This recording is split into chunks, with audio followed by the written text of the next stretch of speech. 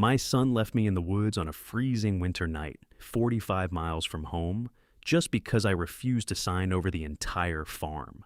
The woods have a way of making old men think more clearly, Dad. I didn't argue. I didn't beg.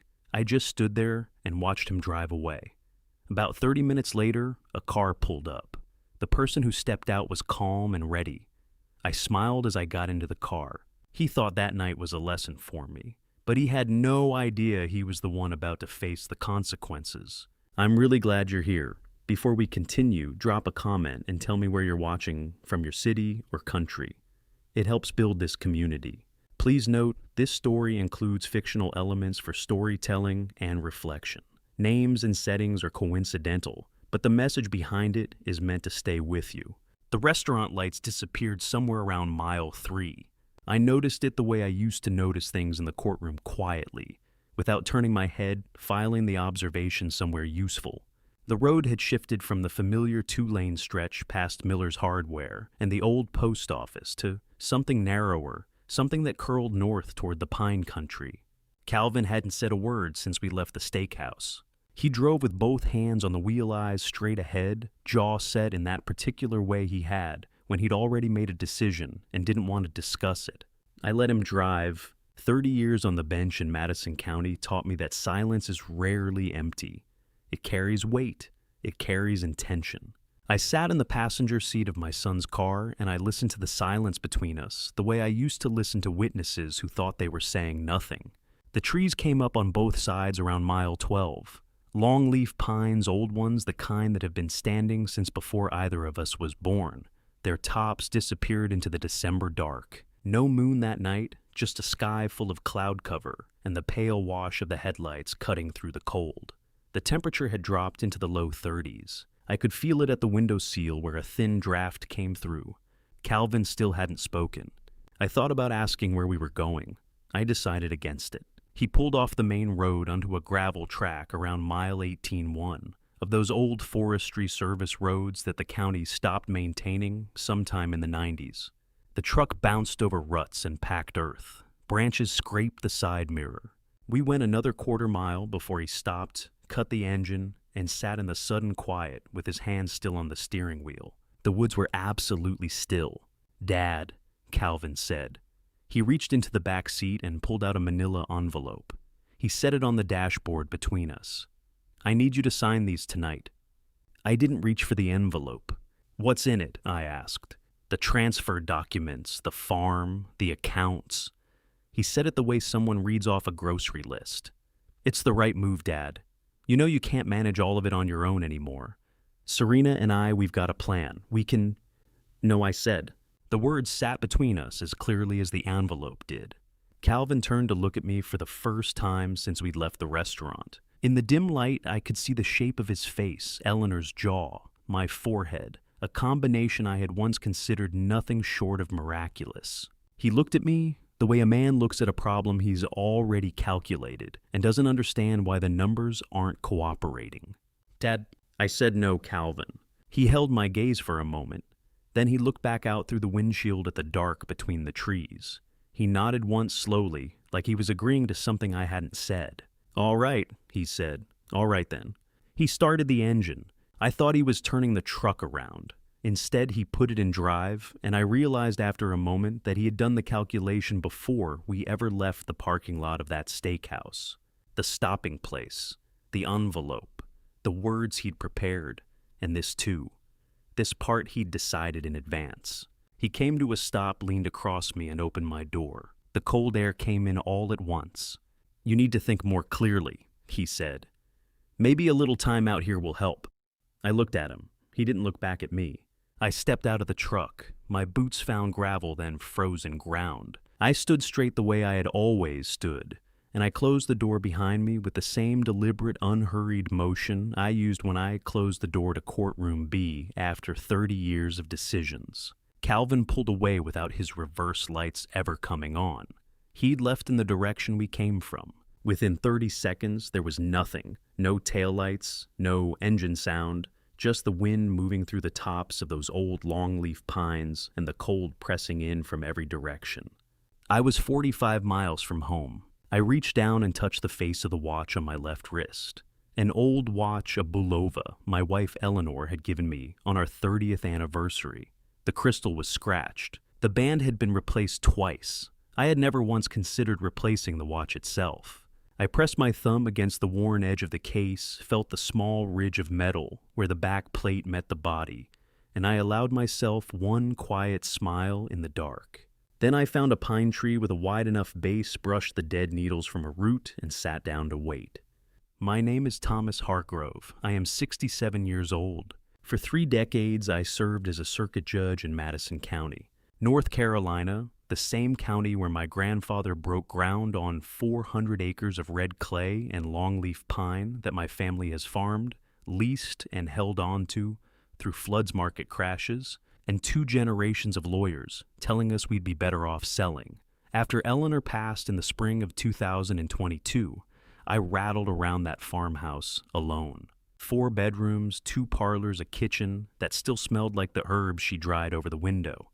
The land was worth more than $2.5 million by the county assessor's last estimate. The savings account she and I had built together over 40 years held another $620,000. I had a modest pension, no debt, and more memories than I knew how to organize.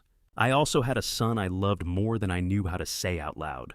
That farmhouse, after Eleanor was gone, had a specific kind of quiet in it that had nothing to do with noise.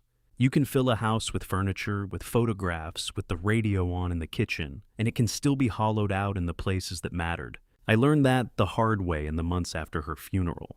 I learned to move carefully through those rooms, to carry my coffee to the porch and watch the fields instead of sitting at the kitchen table where her chair faced mine. I prayed in my own quiet way for something to change. And then Calvin called. He said he wanted to come home. He said he and Serena were ready to settle down, that the city had worn them out, that he wanted to be near the land again. He said he wanted to take care of me.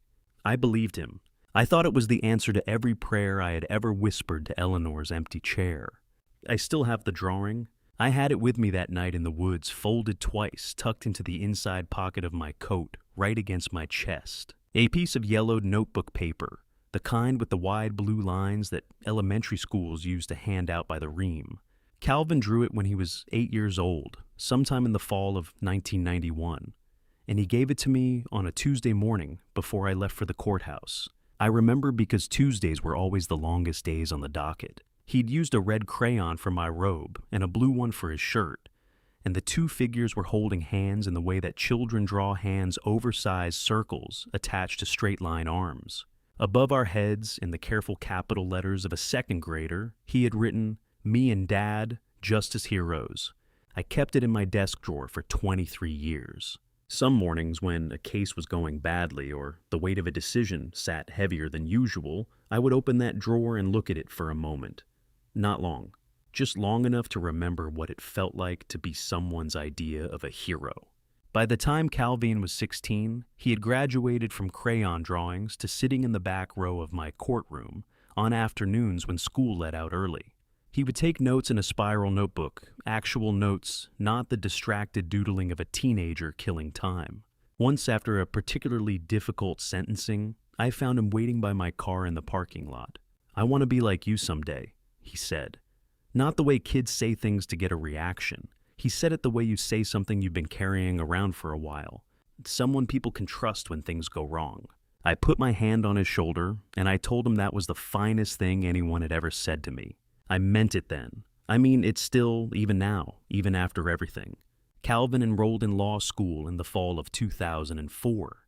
He went to a mid-tier program in Charlotte, which was fine. I hadn't gone to a prestigious school either.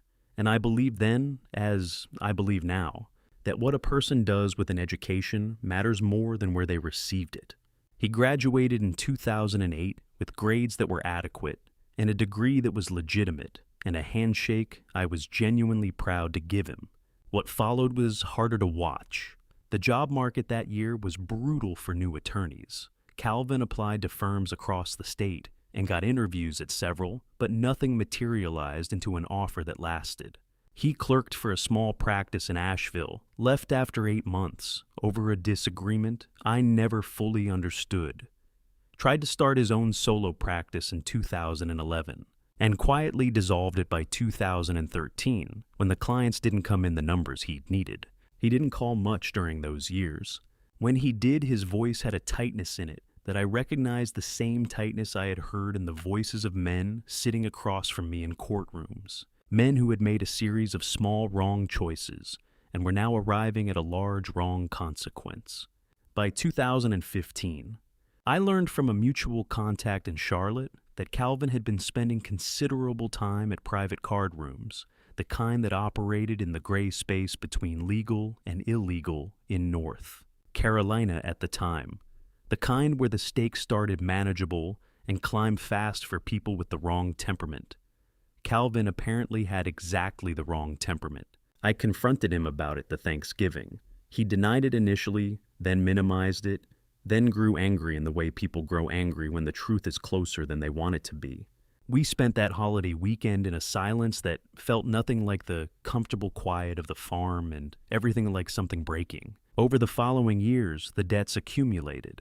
By the time Calvin came back into my life in any meaningful way, the figure which I would only learn in full much later had reached $340,000. That was when Serena entered the picture, my daughter-in-law. Serena Hargrove, 37 years old, formerly employed at a regional banking institution in Charlotte. A woman with a precise way of speaking and an equally precise way of listening that I initially took for attentiveness. She and Calvin had been together for several years before they married in 2019. I attended the wedding. I smiled in the photographs. I gave a toast. I thought she steadied him. I thought she was the person who had finally given Calvin something worth being responsible for.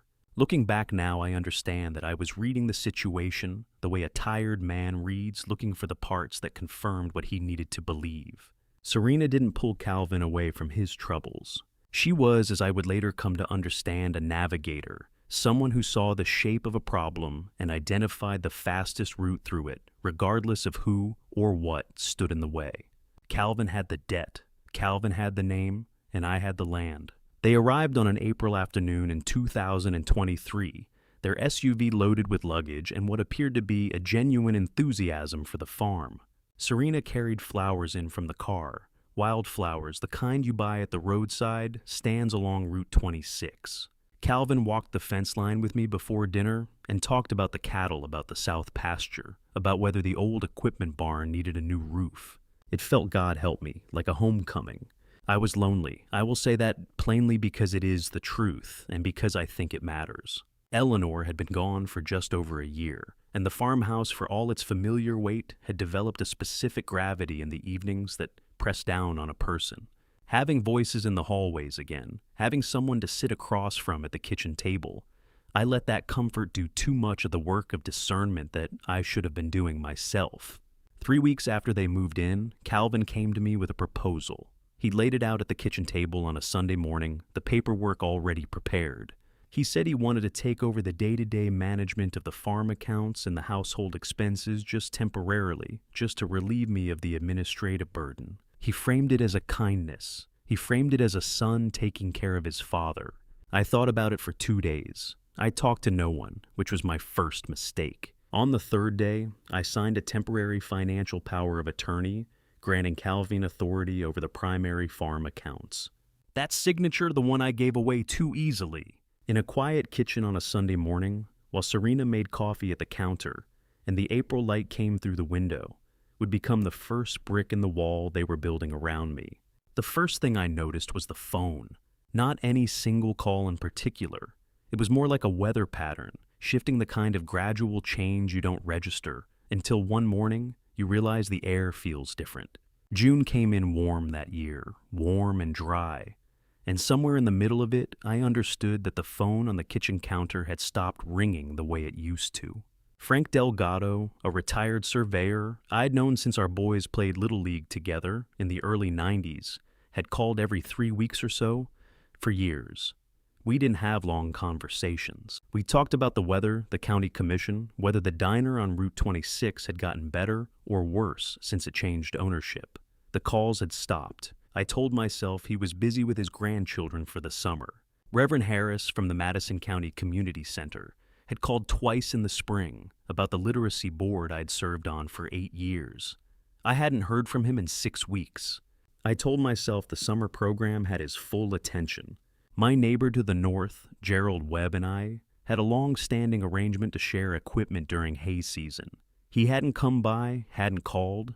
I told myself he'd gotten his own baler fixed. That was the version of events I was running in June of 2023. A series of reasonable explanations stacked one on top of another until they formed something that looked from a certain angle like the truth. I began to pay closer attention in July. What I noticed wasn't dramatic. Serena had a gift for making things appear entirely natural.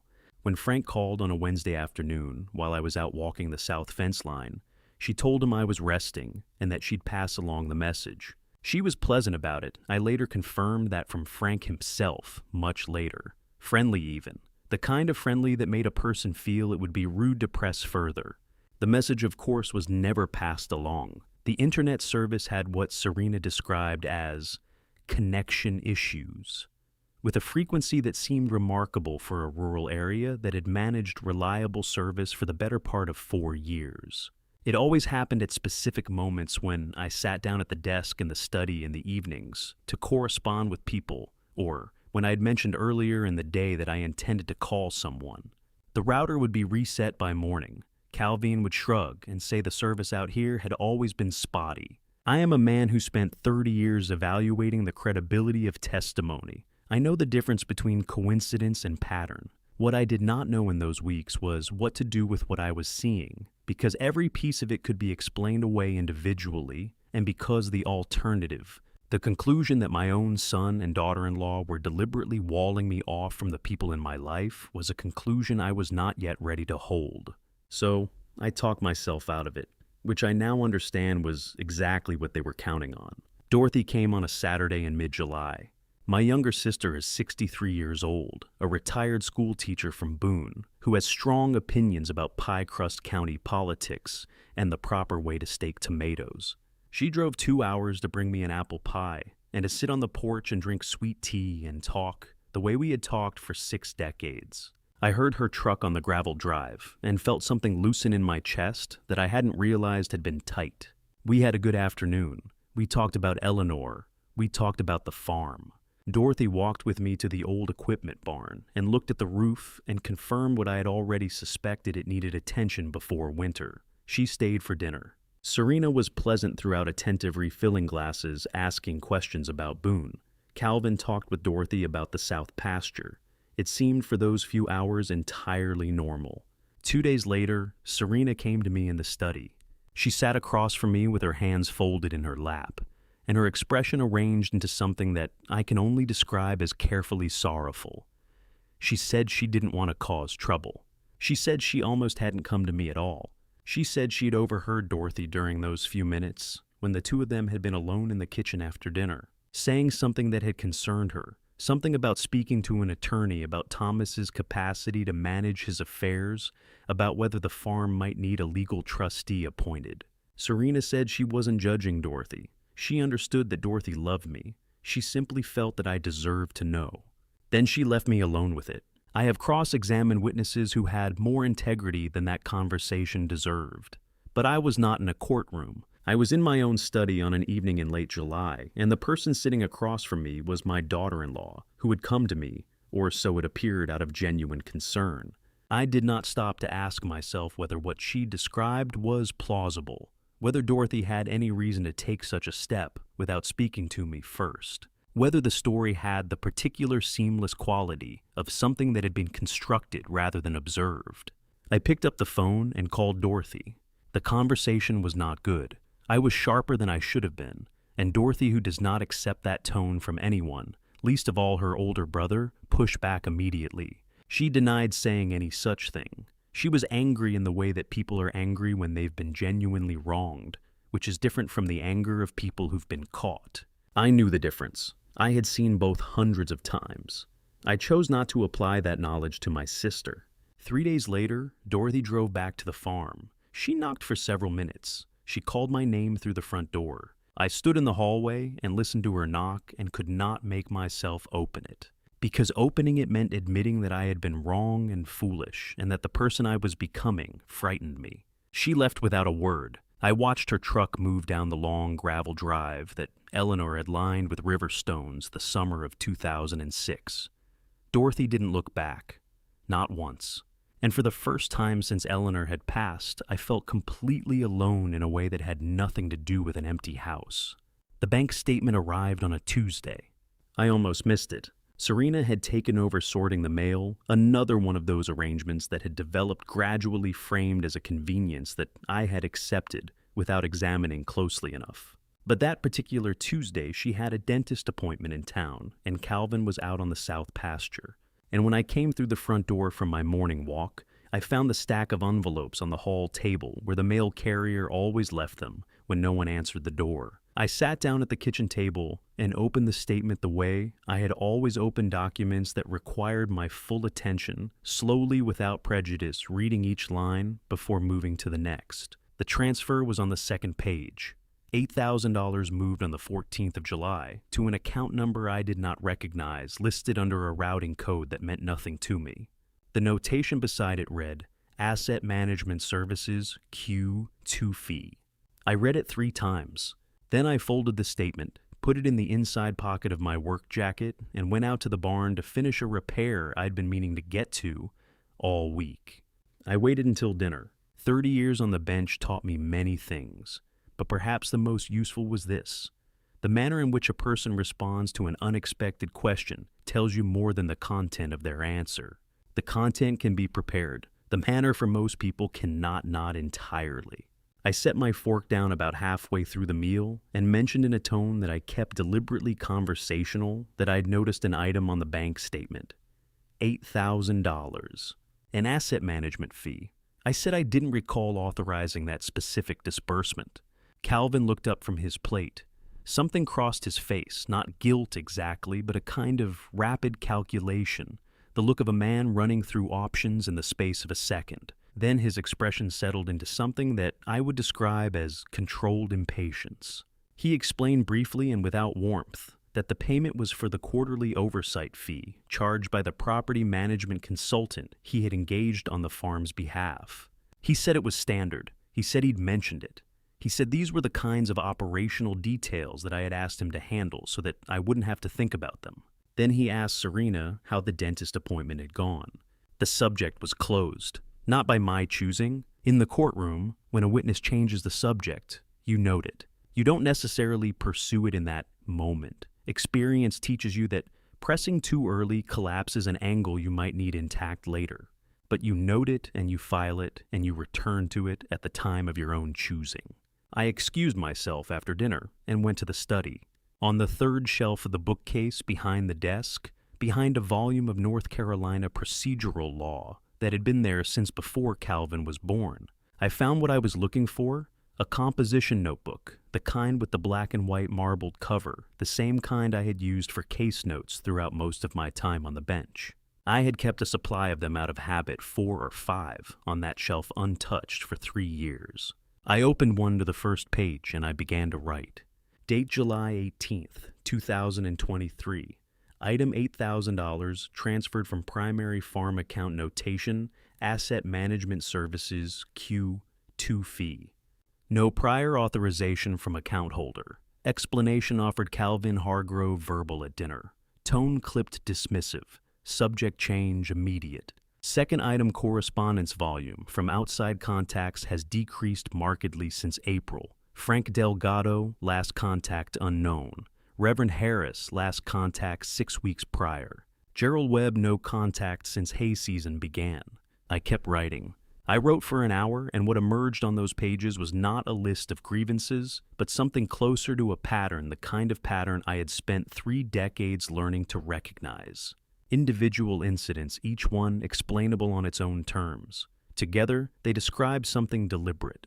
The isolation of Dorothy, the mail sorted by someone else's hands, the internet that failed at convenient moments, a financial authorization I had signed without adequate scrutiny, and now a transfer of $8,000 to an account I could not identify, explained away in 2 sentences, and then buried under a question about dental work. I sat back in the desk chair and looked at what I had written. A man will sometimes resist a conclusion, not because the evidence is insufficient, but because the conclusion is one he does not want to reach. I understood that about myself clearly enough to write it down on the last line of that first page. You are not imagining this. Do not talk yourself out of what you are seeing. I left the notebook in the same place behind the same volume of law. Then I put on my boots and my old canvas work coat, and I went out through the back of the house toward the equipment yard, the way I might on any evening when I wanted to check on something before dark. The woodworking shop sat at the far end of the equipment yard, a low building my father had put up in the 1960s, the kind of structure that accumulates tools and lumber and decades of intention. I had spent considerable time in that shop during the year after Eleanor passed, turning wood on the lathe building, nothing in particular, simply keeping my hands occupied while my mind found its way through grief. Behind the workbench, beneath a stack of rough-cut white oak boards that I had been meaning to mill for 2 summers, there was a flat box. Inside the box was a cell phone, one of the old flip-style models, the kind that predated the devices Calvin and Serena carried. Bought years ago, as a backup when the landline went out during ice storms. I had put it there without any particular plan sometime in the weeks after the pattern first began to form. Not a decision, exactly more like an instinct. I opened the phone. The battery was still carrying a charge. I stood in the wood shop with the smell of sawdust and old motor oil around me, and I found the number I was looking for in the saved contacts. George Pittman, 69 years old. A man I had known for 40 years since the early days of my career, when George had been running a private investigations practice out of an office above the hardware store on Main Street in Marshall.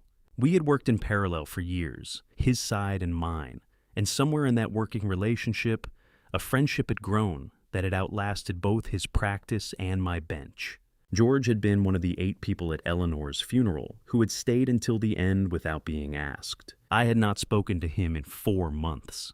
I pressed the call button and held the phone to my ear and listened to it ring. George picked up on the second ring. He said my name, just my name, nothing else. The way old friends answer when they see a number they recognize, and something in my chest released for the first time since Eleanor had gone. Not the grief, not the months of what had been building in that house, just the tight, careful watchfulness that I had been holding without realizing how much it weighed. George, I said, I need to talk to you about something.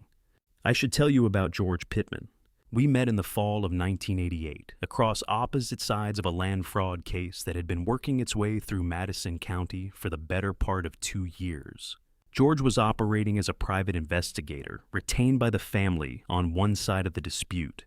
I was the newly appointed circuit judge assigned to hear it. Technically, we had no business speaking to each other outside the courtroom.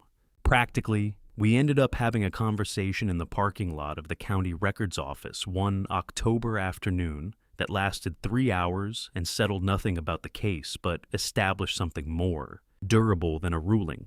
What we discovered in that parking lot and in the years that followed was that we had arrived at our respective careers from different directions, but with the same underlying conviction that the most important thing in any room where truth was being determined was the integrity of the process, not the preferences of the person running it.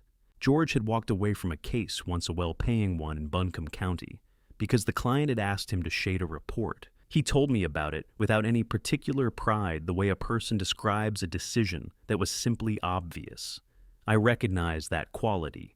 I had made a version of the same decision more than once in less dramatic circumstances. We had been friends for 35 years by the time I stood in that woodshop and dialed his number. George retired from his investigative practice in 2010, not because the work had diminished, but because, as he put it, his knees had. He moved to a property in Yancey County, about an hour's drive north of the farm, where he kept bees, maintained a sizable vegetable garden, and because George was constitutionally incapable of leaving things alone, continued to notice things. He had contacts throughout the western counties who called him occasionally with questions.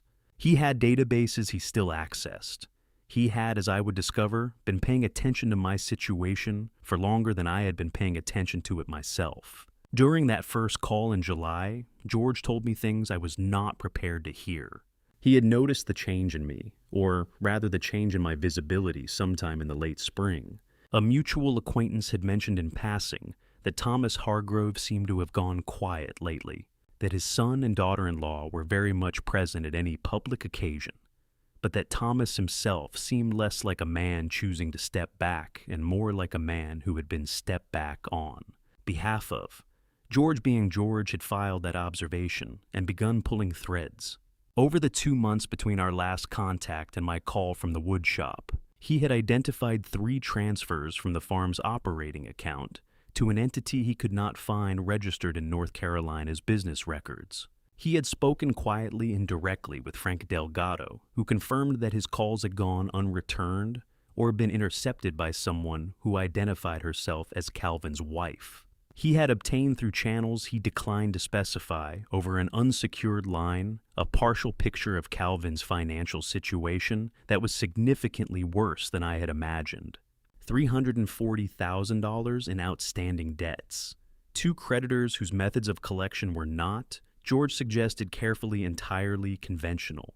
A pattern of movement payments made, reversed routed through intermediary accounts that had the structure, though not yet the documentation of something that would interest a prosecutor. I sat in the woodshop with the old phone against my ear and listened to my friend tell me the shape of what had been happening around me, and what I felt was not surprise. It was the particular heavy sensation of having a suspicion confirmed that you had been hoping in some private part of yourself to be wrong about. "I need you to approach Dorothy," I told him when he had finished. "Separately from me. She won't take my call right now, and there are reasons for that. I'll explain another time. But she needs to know what you know, and she needs to hear it from someone she hasn't been told to distrust." George said he would handle it. He said it the way he said most things, without elaboration, without the need for reassurance on either end.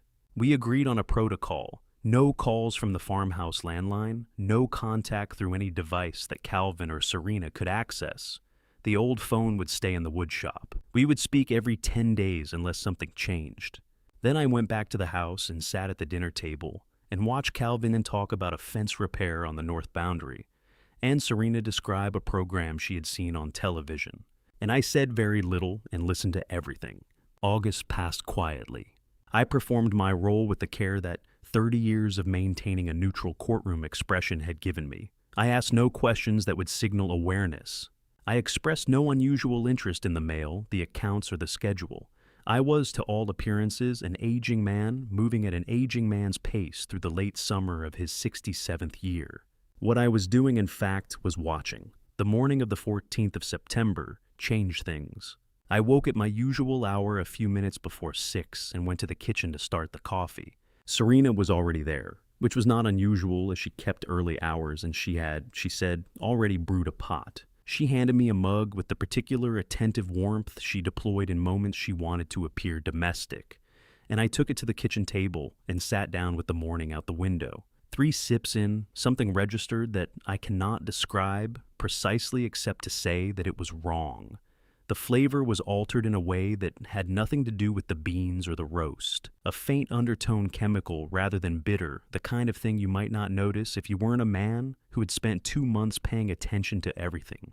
My thinking in the minutes that followed took on a slightly softened quality, not confusion exactly, but a reduction in sharpness that I recognized because I had not felt sharp for weeks and had only recently recovered my natural clarity. I stood up, took the mug to the back porch, and poured it into the pot of Eleanor's climbing roses that she had planted against the south-facing wall the summer of 2018. Then I came inside and rinsed the mug at the sink. For 3 days after that, I was more careful than I had ever been. On the 4th morning, Serena came into the kitchen, filled a fresh mug from the pot she had prepared, and carried it to me at the table with a smile that was warm and practiced and entirely confident. I smiled back. I thanked her. I wrapped both hands around the mug the way a man does when the morning is cool and the coffee is welcome. And I did not drink a single drop. If you're still here, comment "still here" so I know you're with me. And tell me this, if it were you, would you keep quiet and watch a little longer? Or make your move right now? I want to see your answer below. Also, a quick note before we continue. Parts of this story are enhanced for storytelling purposes. Not everything reflects real events, but the message is worth hearing. Serena mentioned the appointment on a Monday morning in early October, the way she mentioned most things she had already decided, as information rather than a proposal. She said my previous physician, Dr. Calloway, had retired at the end of September, which was true. She said she had taken the liberty of finding a replacement, a family practice doctor from the neighboring county, who made house calls for patients with limited mobility or transportation difficulties. She said it would save me a trip to town. She said it in a tone that implied the matter was settled, and that the appropriate response on my part was appreciation. I said that sounded fine. What I did not say was that I had already noticed Dr. Calloway's retirement notice in the local paper 3 weeks prior, that I had been intending to ask around for a recommendation myself, and that the speed with which Serena had produced an alternative, a doctor from outside Madison County, one with no existing relationship to me or to anyone in my social circle, struck me as the kind of detail worth noting. I added it to the notebook in the woodshop that evening, one line, no commentary. Dr. Leonard Marsh arrived on a Wednesday. Then he was 58 years old, a lean man with close-cropped gray at his temples and eyeglasses with thin gold frames that gave him the appearance of someone who had been an academic before he became a clinician, which, as I later learned, was essentially accurate. He carried a worn leather bag that looked older than my desk, and moved through the front parlor with the unhurried manner of a man accustomed to entering houses in the middle of other people's difficult circumstances. Serena showed him in, offered coffee, and excused herself to the kitchen to prepare it. Dr. Marsh set his bag on the side table, opened the intake folder he had brought, and looked down at the patient name on the first page. Then he looked up at me. "Thomas Hargrove," he said. It was not a question. His voice had dropped just slightly into something more careful. "Circuit Judge, Madison County." "And retired," I said. He was quiet for a moment. From the kitchen came the sound of the cabinet opening, the familiar pull of the coffee drawer. "My father's name was Raymond Marsh," he said. "He owned a property in eastern Madison County, about 60 acres, a small cattle operation. In 2003, the insurance company handling his property coverage denied a structural damage claim, a denial that would have forced him to take out a loan he couldn't have repaid at his age. The case went to your court. I remembered it. Not immediately, not with the fluency that I could recall cases from my active years on the bench, but it came back as he spoke the specifics of the dispute, the pressure that had come from the insurance company's legal team regarding the disposition, the fact that the evidence had not supported their position regardless of the pressure. "You ruled in his favor," Dr. Marsh said, "and I was told later that there had been efforts to suggest a different outcome." "The evidence didn't support a different outcome," I said. He nodded once slowly. "My father kept the property until he passed in 2005. His last instruction to me was to find a way to thank Judge Hargrove." He paused. I never found the occasion until now. The kitchen sounds had stopped. Dr. Marsh reached into the folder and withdrew a prescription pad. He wrote methodically, tore the sheet free, and held it out to me. Beneath the printed prescription, a standard blood pressure medication, nothing unusual. There was a second slip of paper, smaller, folded once. On it was an email address handwritten. "For any questions about your care," he said evenly, as Serena came back through the doorway with 2 cups on a tray. I sent the first message from the woodshop the following evening, using the old laptop I kept there for lumber calculations, and had connected to a cellular signal booster rather than the house network. Dr. Marsh responded within the hour. Over the next 2 weeks, he made 2 additional visits to the farm, both scheduled through Serena, both conducted with the professional composure of a man doing exactly what he appeared to be doing. On the second visit, while Serena was occupied with a phone call in the back of the house, he removed a small vial from his bag and showed it to me briefly before returning it. He had obtained it, he explained in a subsequent message, from the kitchen medication drawer during a moment when the house was briefly unoccupied, a moment that George had helped arrange through a pretext I was not fully informed of. The compound in that vial, according to a laboratory contact doctor, Marsh trusted was a substance known to produce temporary cognitive dulling and disorientation when administered in small, repeated doses. The effects were consistent with early-stage memory impairment. They were also, he wrote, entirely reversible once exposure ceased. More importantly, he had completed and signed a formal medical assessment, concluding that I was in full possession of my cognitive faculties, that there was no clinical basis for any claim of diminished capacity. I read that assessment 3 times in the woodshop by the light of the old work lamp, and felt something settle in me that had been unsettled for a long time. George received the documents the following week. He called on the woodshop phone 4 days later with the news that he had been tracking a parallel development, a set of legal filings in preparation routed through an attorney in Asheville. That outlined a petition for legal guardianship over my person and estate. The basis cited was cognitive decline. The evidence offered would have included the fabricated medical history Serena had been constructing, along with statements from Calvin regarding my supposed confusion and inability to manage my affairs.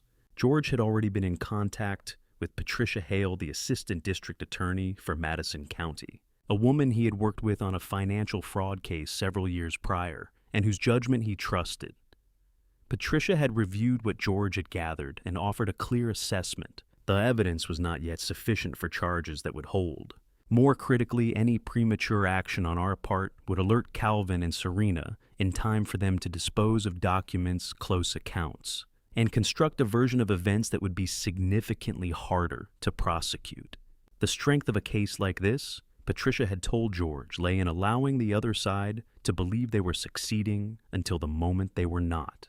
We would wait. We would continue gathering, and we would be ready. They're filing for guardianship, Tom, George said over the phone that night, his voice steady and deliberate. The hearing is scheduled in 3 weeks. If it goes through the farm, the account's everything, it's gone. The line was quiet for a moment. Then we make sure it doesn't go through, I said. Dorothy did not go quietly. I did not know this at the time. I was still managing appearances at the farm, still carrying my empty coffee mug back to the kitchen each morning with the practiced calm of a man who had nothing to hide. It was George who told me what Dorothy had done weeks later, after enough of the pieces were in place, that he felt he could share it without compromising what we were building.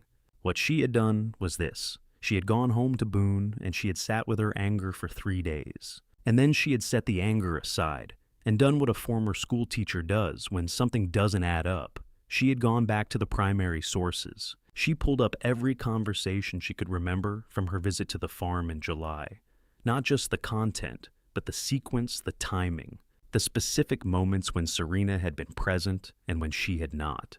She thought carefully about what she had actually said in the kitchen that evening, what she had said to whom, and what would have needed to be changed for the version Serena had brought to me to be true.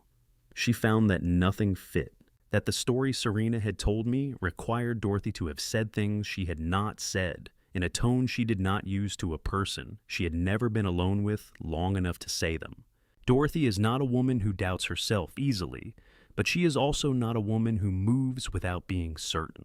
She spent 2 weeks going over it from every angle before she picked up the phone and called George Pittman.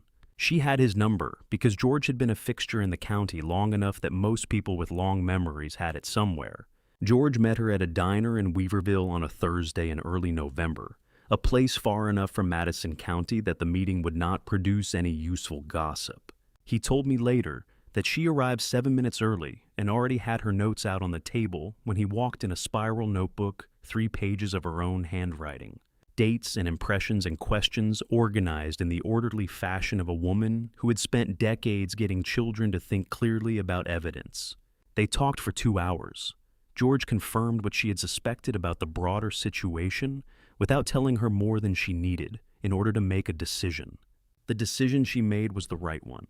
She went home and retrieved a box she had been keeping in the hall closet since the spring of 2022. Eleanor had given it to her during the last difficult months, not dramatically, not with any formal ceremony, but in the quiet way that 2 women who have known each other for 40 years communicate about things that matter. She had handed Dorothy a small lockbox and said simply that she had been writing some things down and that Dorothy should keep it somewhere safe. She said to open it only if it became necessary. She did not explain what necessary meant. She did not need to. Dorothy had respected that instruction for a year and a half without opening the box. She opened it the night after she met with George. Inside were 43 pages in Eleanor's handwriting, not a formal diary exactly. More like the private notes of a woman who was running out of time and wanted to make sure that what she had observed did not disappear with her. The entries spanned 14 months from February of 2021 through the end of March of 2022. The early entries were about small things, the progress of the roses she could no longer tend herself, the quality of the light in October, things she wanted Thomas to know about the house. As the months went on, the entries changed. Calvin and Serena had visited frequently during that period, at first every few weeks, and then more regularly as Eleanor's condition made it increasingly clear that time was running short.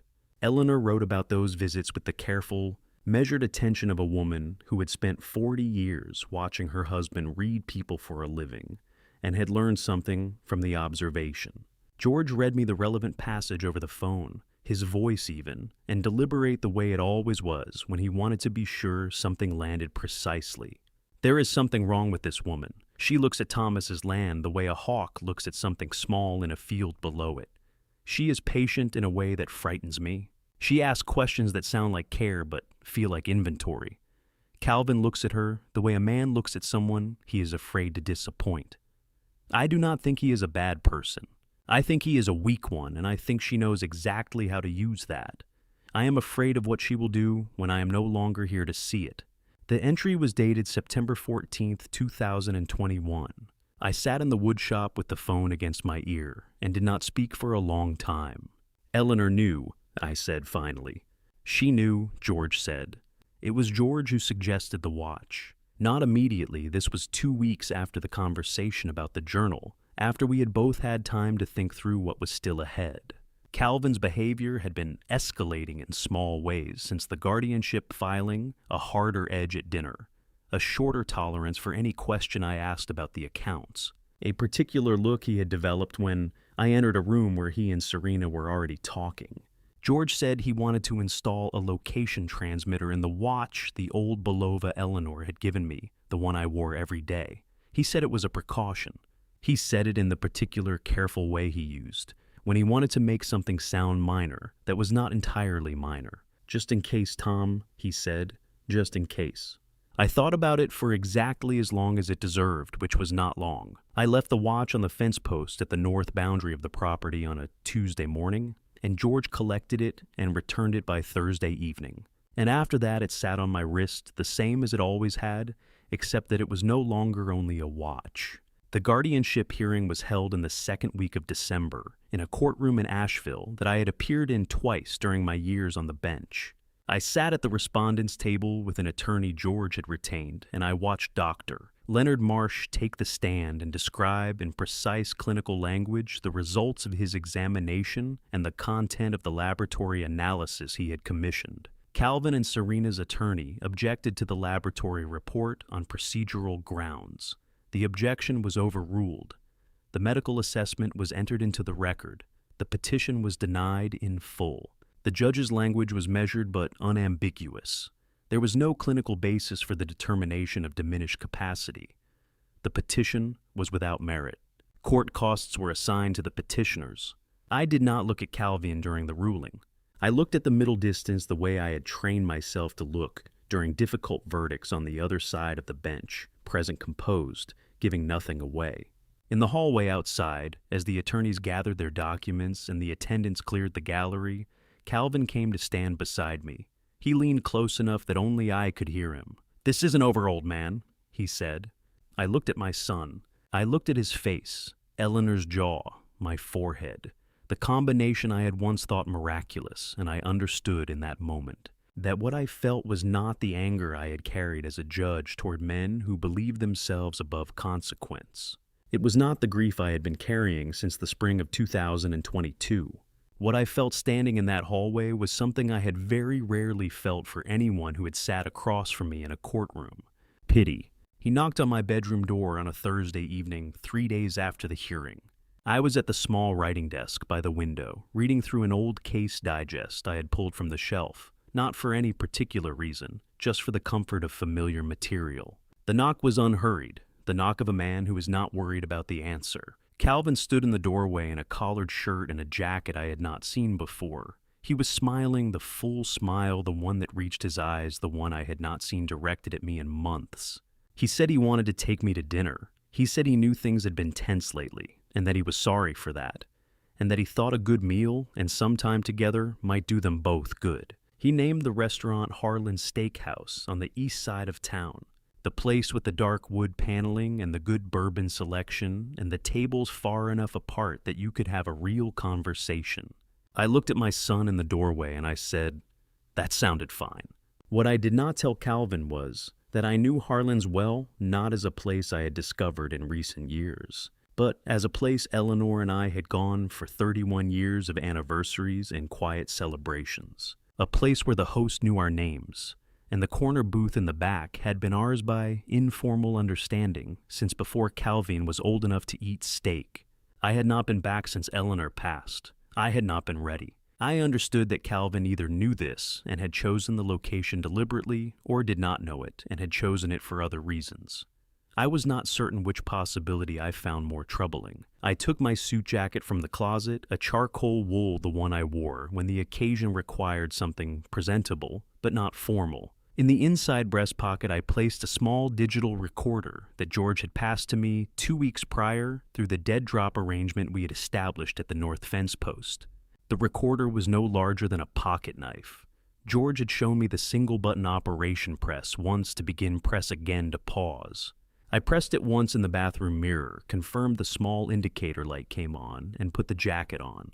Then I checked the watch. Eleanor's watch pressed my thumb, once against the worn edge of the case, the way I had done in the forest on the night this story began, and went downstairs. Serena was in the kitchen when I came down. She looked up from what she was doing and said, with the warm register she used for performances, that it was good to see us going out together, that it had been too long, that she hoped we'd have a wonderful evening. I told her thank you and followed Calvin out to the truck. Harlan's was quieter on a Thursday than on weekends, which I suspected was part of the calculation. The host showed us to a booth near the back, not our booth the one 2 tables over, and left us with menus we both knew well enough not to need. Calvin ordered a bourbon. I ordered water and kept my hand near the outside of my jacket pocket, where I could feel the slight weight of the recorder. What followed was the most carefully constructed meal I have ever sat through. Calvin was warm, in the way a very good actor is warm, not overdone, not with the quality of performance that trips itself up through excess, but with the practiced ease of someone who has found the correct register and is holding it. He asked about the farm, about the south pasture, about whether the equipment barn roof had been looked at yet. He poured from the breadbasket the way you pour for someone you are comfortable with. He laughed at the right moments, paused at the right moments, left space in the conversation, the way a person does when they want you to feel heard. Somewhere in the middle of the main course, he mentioned Eleanor. He said it quietly, looking down at his plate for a moment before looking up. He said he had been thinking about her lately. He said he missed her in the way that you miss someone who was the center of a thing, and that the farm felt different without her, in ways he found difficult to describe. His voice dropped just slightly on her name. His expression arranged itself into something that looked from across the table very much like genuine grief. I held my bourbon glass with both hands and watched my son's face and said nothing. I had spent 30 years watching people perform emotions they did not feel. I had also spent 30 years watching people feel emotions they did not know how to express. The difference was not always obvious from the outside, and on that particular night sitting in a booth, 2 tables from where Eleanor and I had spent 31 years of quiet celebrations, I allowed myself the possibility that both things might be true at once, that Calvin could be performing grief and feeling it simultaneously, that a man could be capable of what he was capable of and still carry something real beneath it. I filed that thought away for later. There would be time for it later. What I needed in that moment was to stay exactly where I was present, composed, giving nothing away. He suggested a drive when the bill was settled. "Let the meal settle," he said, pulling on his jacket. "Take the long way back. I haven't driven out north of town in a while." I said that was fine. We walked out into the December cold together, our breath visible in the parking lot. Light, and I thought briefly of all the times I had walked out of that restaurant with Eleanor's hand in the crook of my arm. I let the thought pass. There was no useful place for it tonight. Calvin drove without urgency.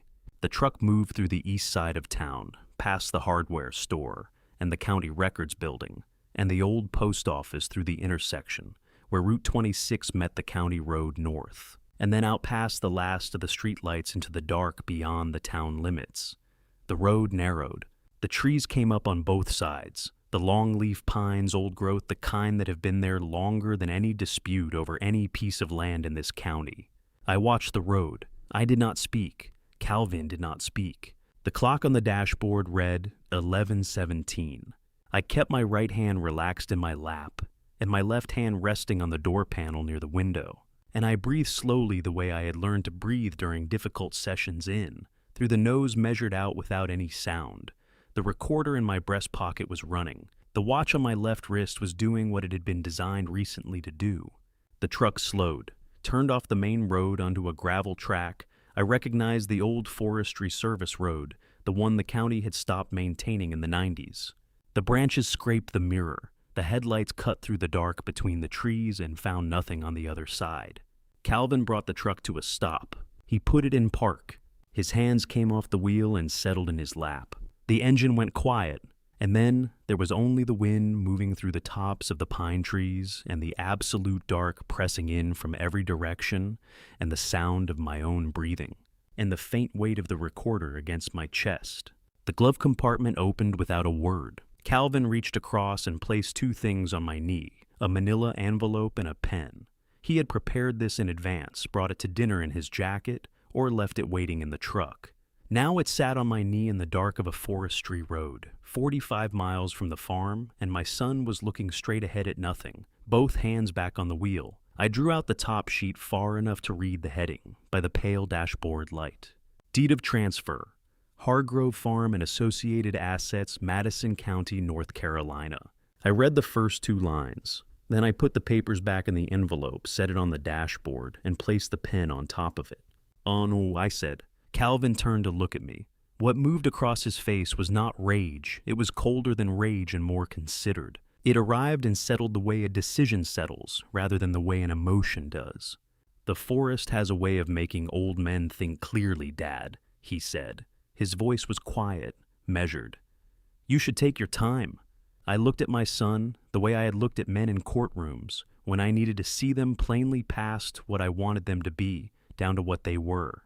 I saw the flatness behind his eyes, the calm of a person who believes they hold every advantage. Then I opened my door. The December cold came in, immediately sharp, dry, unambiguous. My boots found gravel. I stood up slowly with the full deliberateness the moment deserved and closed the door behind me. Calvin did not call after me. The engine idled for a long moment. Then the truck reverse turned, and the taillights curved with the forestry road and disappeared. The quiet that followed was total. I was not afraid. I want to say that plainly because I think it matters. What I felt standing in that forest was not fear, but something quieter and more complicated, the sensation of a long, compressed weight finally finding the shape of the container it had been poured into. A situation that had been building since April had arrived at last, at the form it was always moving toward. I found a pine tree with a wide root system and sat down on the largest root, brushing aside the needles first. Old habit. I rested my left wrist on my knee and looked at the watch in the faint light. The bulova Eleanor had pressed into my hands on our 30th anniversary, a Saturday in May of 2012, when the farm was full of late spring light, and she said she wanted me to carry something of hers.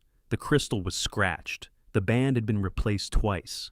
The watch itself never had been and never would be. George had modified it 6 weeks ago at the north fence line. I pressed my thumb against the worn edge of the case and looked up through the gap in the pines at the cold, dark sky. I waited. 32 minutes. I had counted them as a discipline the way you track time, when time is the only variable you're managing. The cold was real, but manageable. My coat was adequate. I had dressed that morning with the theory that Calvin's invitation arriving 3 days after a courtroom defeat was unlikely to be entirely benign. A man who spent 30 years evaluating evidence learns not to dismiss his own assessments. At 32 minutes, headlights appeared at the far end of the road. Steady, unhurried, not sweeping the trees like a searching vehicle, but moving with the certainty of someone who knew exactly where to go. A Ford F-150 navy blue came to a stop 20 feet from where I sat. George Pittman stepped out in his brown canvas work coat, carrying a stainless steel thermos. He looked at me on the pine root, took in the scene with the composure of a man who had anticipated it and said nothing for a moment. Then did it land. Every word I said. He crossed to me and held out the thermos. I unscrewed the cap, and the smell of coffee rose into the cold air between us. "Can you walk to the truck?" Not concerned, practical directness. "I have been sitting on a tree root for half an hour," I said. "I can walk to the truck." He drove without speaking for the first several miles, which was the right instinct. We went to his property in Yancey County, an hour north. I slept in the guest room. By 5:30, George had coffee on the stove, and we sat at his kitchen table in the early dark and worked through what the recording had captured and what needed to happen next. By 6 o'clock, the plan was clear enough to act on. He drove me back to the farm before Calvin would be awake. The truck moved through the early morning dark through Yancey County and into Madison, past fence lines and fields I had known for 40 years. I sat with my hands in my lap and watched them pass and said nothing. George said nothing. Some decisions don't need to be explained. They only need to be made. George dropped me at the equipment yard gate at 6 o'clock exactly. I went in through the wood shop the way we had planned, through the side door with the spare key I kept on a hook behind the lathe, through the yard and in through the back of the house before the kitchen light came on in any window. The farmhouse was still dark and quiet.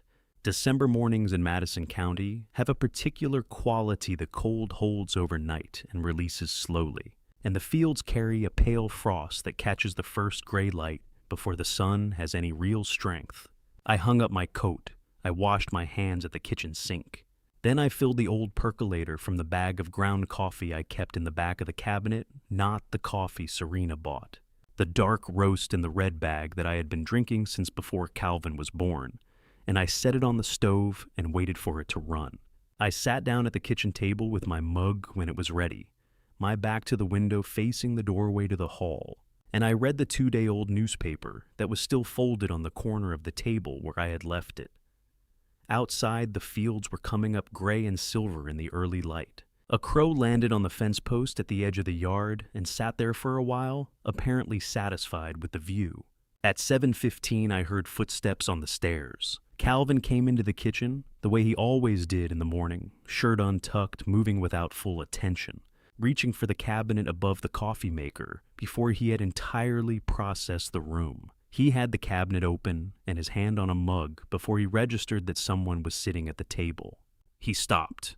The color left his face in the specific way that color leaves a face when the body understands something before the mind has finished calculating it. He stood with his hand still on the cabinet door and looked at me sitting at the kitchen table with my newspaper and my coffee. And for a long moment, neither of us said anything. I looked up from the paper. "Good morning, Calvin," I said. "Coffee's on the stove. Help yourself." He did not move for another moment. Then he set the mug down on the counter without filling it and walked back out of the kitchen without a word.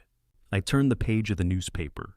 I heard them from behind the closed door of my study 20 minutes later. Not the words, just the register. Serena's voice low and fast, Calvin's shorter, tighter responses. The particular cadence of two people who have encountered a variable they did not account for and are trying very quickly to recalculate. I had heard that cadence in hallways outside courtrooms more times than I could count. I finished my coffee. I rinsed the mug. I put on my good coat and my boots, and I drove into town. Patricia Hale's office was on the second floor of the Madison County Courthouse, a corner room with windows that faced the parking lot on one side and the old courthouse lawn on the other. She was 45 years old, with the focused economical manner of someone who had been doing serious work for long enough that she no longer needed to perform seriousness. George was already there when I arrived, seated across from her desk, with a file folder open in front of him. Patricia stood when I came in, shook my hand, and gestured to the chair beside George's. "Ne Judge Hargrove," she said. The title was a courtesy I had been retired for 3 years, but she used it with a matter-of-factness that told me she was not reaching for flattery. She simply considered it accurate. We spent the next 2 hours going through the material George had assembled. Patricia moved through it with the systematic attention of someone building a structure, rather than reviewing a document, asking specific questions about the chain of custody for the audio. Recording the laboratory analysis, Dr. Marsh had commissioned the financial records George had compiled. She paused over Eleanor's journal and read the relevant entries twice without comment. When she had finished, she sat back and looked at both of us. "This is sufficient," she said. "It is more than sufficient." She paused. "I want to be clear about what happens now. The moment I file the financial accounts associated with Calvin and Serena, Hargrove will be flagged for immediate freeze through the banking authority. Their travel documents will be entered into the federal alert system. Neither of them will be able to move funds or leave the country between the filing and the arrest." "How long between filing and arrest?" George asked.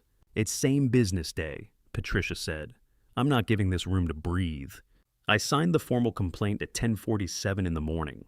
I signed it at Patricia's desk, with the same deliberate, unhurried motion I had used for every significant document in my professional life, not because the moment required performance, but because some actions deserve to be done with full intention. Patricia filed at 11:15. I drove out to the edge of the county after that. Not for any particular reason, I simply needed to be somewhere that was not an office and not the farm for an hour. I drove the roads I had driven for 40 years, through the towns and past the fields, and along the creek bottom, where the sycamores had gone bare for winter, and I let the morning move at its own pace outside the window. At 2 o'clock, I stopped at a diner in Marshall and had a bowl of soup and a piece of cornbread. And I sat at the counter and watched the lunch crowd thin out and did not think about anything in particular. At 4:47 in the afternoon, Patricia Hale signed the arrest warrant. George sent me a single word on the woodshop phone at 4:51, "Done." I sat with that for a moment. Then I started the truck and pulled back onto the highway toward home. By the time I turned into the long drive of the farm for dinner, the machinery had begun to move. And machinery like that, once it has been properly set in motion, does not stop. Before we go on, just a quick note, parts of this story are shaped with fictional elements for a more engaging experience. If this resonates with you, feel free to share and subscribe to follow upcoming stories. And if this isn't your kind of content, you're always free to step away at any time. 1 week passed. I will not pretend it was an easy week. I went through the motions of the farm, the morning walk, the equipment check, the feeding schedule, and I sat across from Calvin and Serena at dinner each evening with the same composed neutrality I had maintained for months.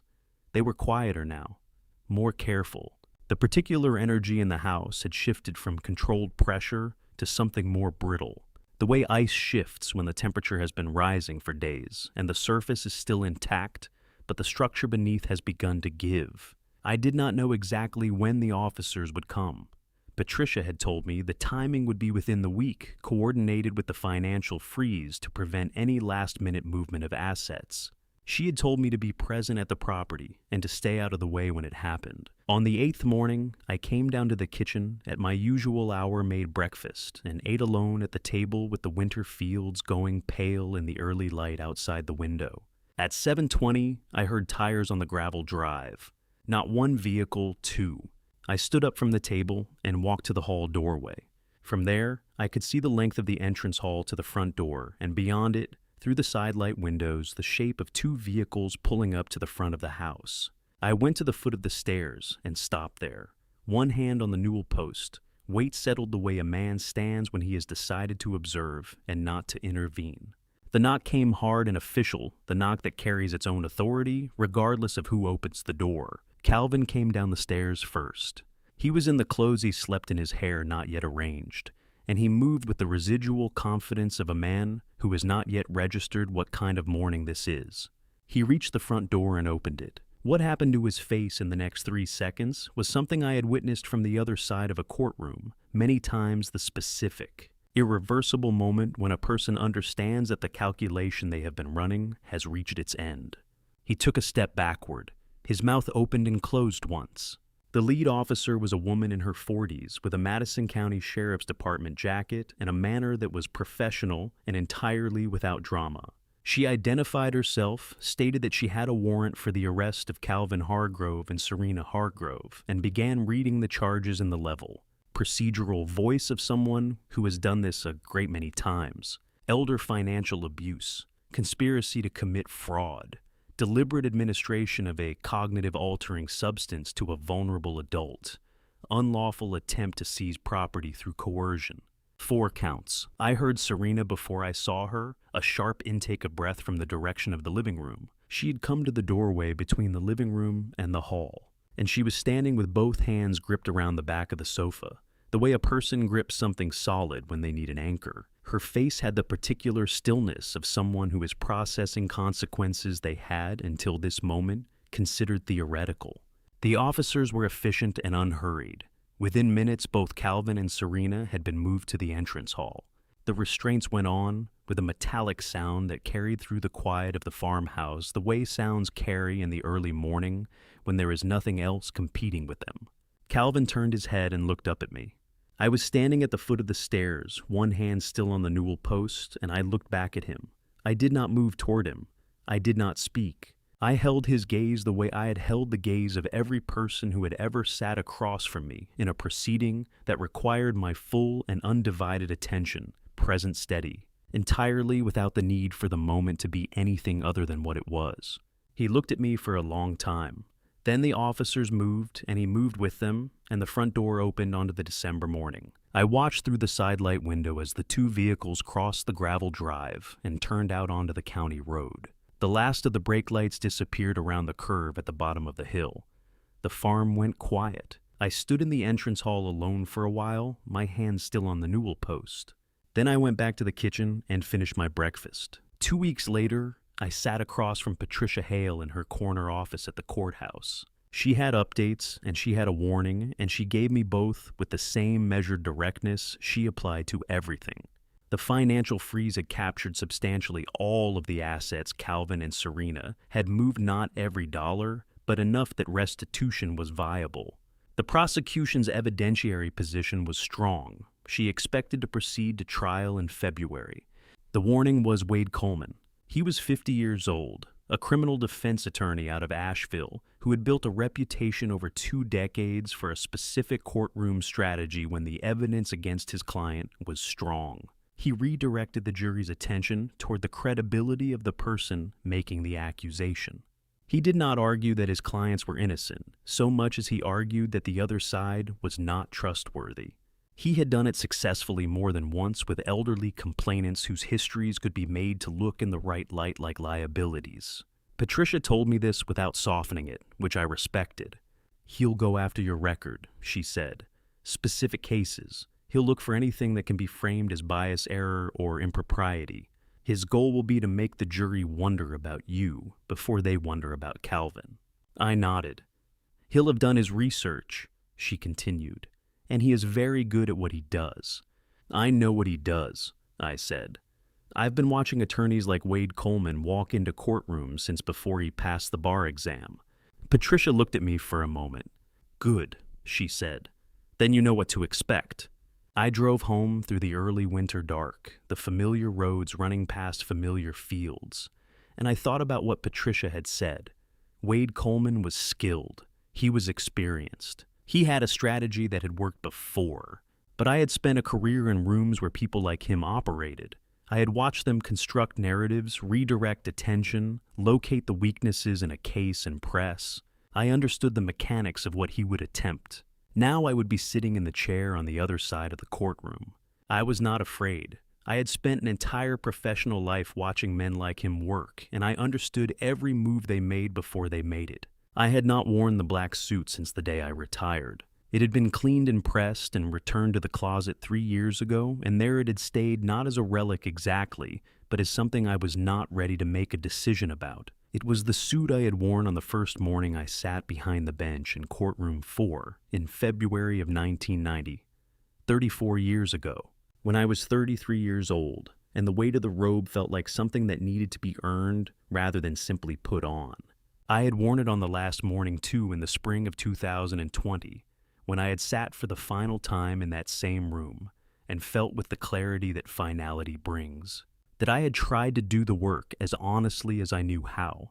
I put it on in the hotel room at 6:15 in the morning. It still fit. The fabric held its shape the way good wool does. I stood at the mirror for a moment, adjusted the collar, and looked at the man looking back at me. Then I went down to the lobby and ate breakfast alone, and at 8:30, I walked into the Madison County Courthouse for the first time as a complainant. Courtroom 4 was smaller than I remembered, or perhaps it simply felt that way from the other side. I had presided in this room for the better part of 2 decades. I knew the grain of the wood on the bench, the way the afternoon light came through the west windows in March, the specific acoustic quality that made voices carry differently depending on where in the room a person was standing. I had read that room the way a musician reads an instrument intuitively, automatically after enough time together. Sitting at the complainant's table with my back to the gallery and the judge's bench elevated in front of me, the room felt like a place I knew well that had been rearranged in the night. All the same furniture, none of the same orientation. Calvin was already seated at the defense table when I came in. He wore a gray suit and a tie that was straight and properly knotted in a way that spoke of Serena's preparation rather than his own. Wade Coleman sat beside him, a compact man in his 50s with close-cropped silver hair and the particular stillness of someone who conserves his energy for when it is needed. He did not look at me when I entered. He was reading something pen in hand, making small notations in the margin. Serena sat at a separate table to the left, with her own attorney, a woman I did not recognize, and this detail registered as significant in the way that procedural details register when you have spent a career understanding what they mean. Defendants in joint proceedings do not retain separate counsel unless their interests have been assessed as potentially divergent. Someone somewhere in the past weeks had made a calculation. I noted it and said nothing. The first 2 days proceeded with the methodical deliberateness of a well-prepared prosecution. Patricia presented the chronology with the clean, unhurried confidence of someone who has organized her material so thoroughly that she does not need to rush. She walked the jury through the timeline from Calvin and Serena's arrival at the farm in April of 2023, through the financial transfers, the isolation of Dorothy, the medical evidence, the audio recording from the forestry road. She was precise with numbers, precise with dates, and she paused at the moments that deserved pausing. The jury was 12 people, a retired postal worker, 2 teachers, a contractor, a woman who ran the diner in Marshall that I had eaten at the afternoon the warrant was signed, and 7 others whose faces I was learning the way I had always learned the faces of people whose attention mattered. Their expressions during Patricia's presentation were neutral in the way that careful jurors are neutral, processing, not reacting. Coleman's cross-examinations on the first 2 days were measured. He planted small seeds of doubt in the testimony of George's financial contacts, pressed on the chain of custody for the laboratory analysis, asked questions designed not to win points, but to accumulate a general atmosphere of uncertainty. He was good at it. I had said as much to Patricia, and watching him work confirmed the assessment. Calvin did not look at me during those first 2 days. I did not look at him either. The third day was different. Coleman came in with a document file that was thicker than anything he had used in the first 2 sessions, and he moved through the morning with a focused energy that told me, before he said a word, that we had arrived at the move Patricia had warned me about. He waited until mid-afternoon during a lull between witness examinations to introduce the material. He framed it as relevant to the pattern of the complainant's professional conduct, specifically to the question of whether Thomas Hargrove's testimony and credibility should be considered in isolation from his history on the bench. The case he cited was from 2003, a land and property dispute in eastern Madison County. Coleman described it in the steady, authoritative tone of a man presenting a fact that has already been established, that Thomas Hargrove had ruled in favor of a particular family in that case, and that within 2 years of that ruling, a member of the extended family of the prevailing party, had provided renovation and repair services to the Hargrove farm property at a rate significantly below market value, creating. Coleman argued the appearance of a benefit flowing from a favorable judicial outcome. He did not use the word bribery. He did not need to. The structure of the argument carried the implication without requiring him to state it. I sat straight in my chair. I kept my face the way I had always kept my face when something unexpected was presented in my courtroom, attentive, composed, entirely without the reaction that would have given the other side anything useful. Beneath the table, my right hand had closed into a fist against my thigh. Two jurors in the second row shifted their attention from Coleman to me. A third tilted her head slightly, the specific micro-movement of someone revising a preliminary assessment. Patricia was on her feet within seconds, objecting on the grounds that the characterization was unsupported and the implication unsubstantiated. The judge, a woman in her late 50s who had been managing the proceeding with careful impartiality, sustained the objection, but allowed the underlying case reference to remain as a matter of record subject to proper evidentiary support. Patricia requested an adjournment to the following morning. It was granted. George and Dorothy worked until 3 in the morning.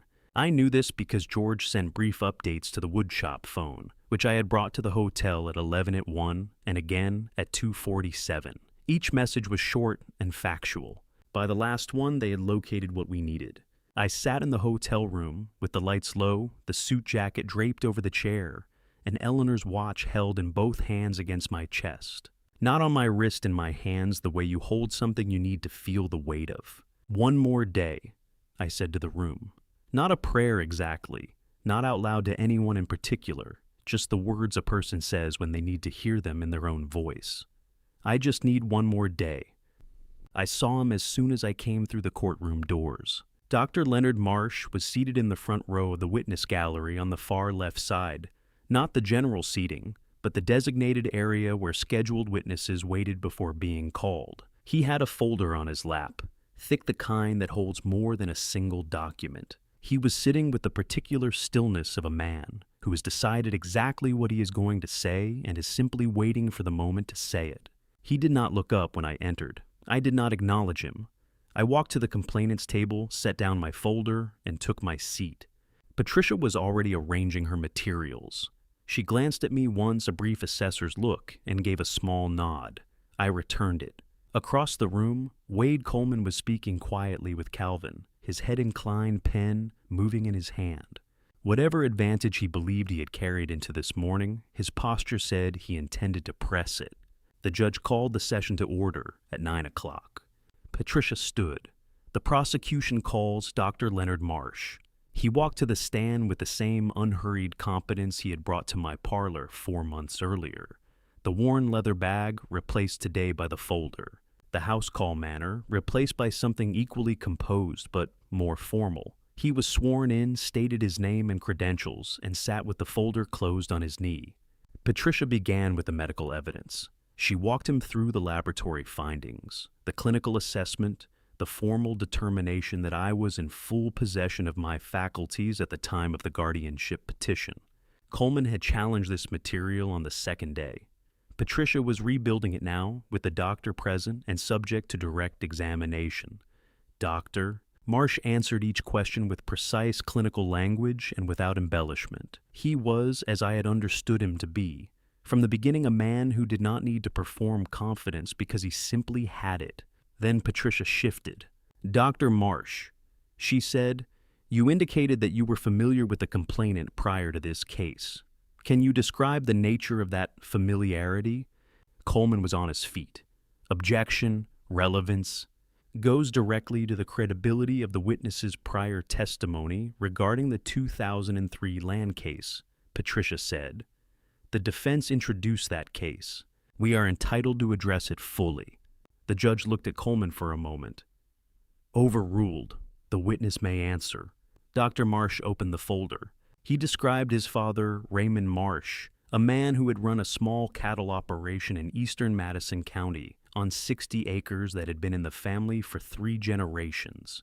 He described the insurance dispute that had threatened that property in 2003, a structural damage claim denied by the coverage provider on grounds that when examined in court did not hold. He described the pressure that had come from the insurance company's legal representative's pressure that, in his understanding, had been applied not only in the courtroom, but through channels that operated alongside it.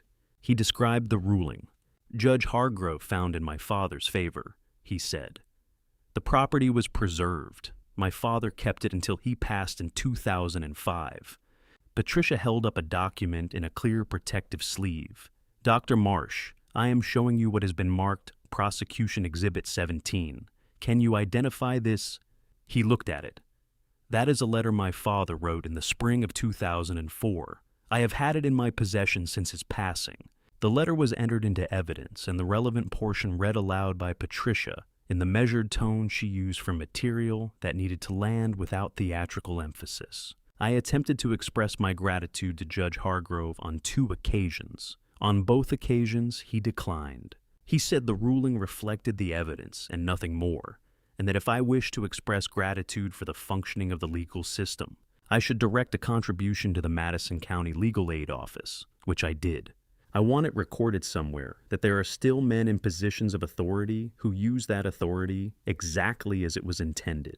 The letter was dated March of 2004. Patricia set it down. No further questions. Coleman stood for cross-examination.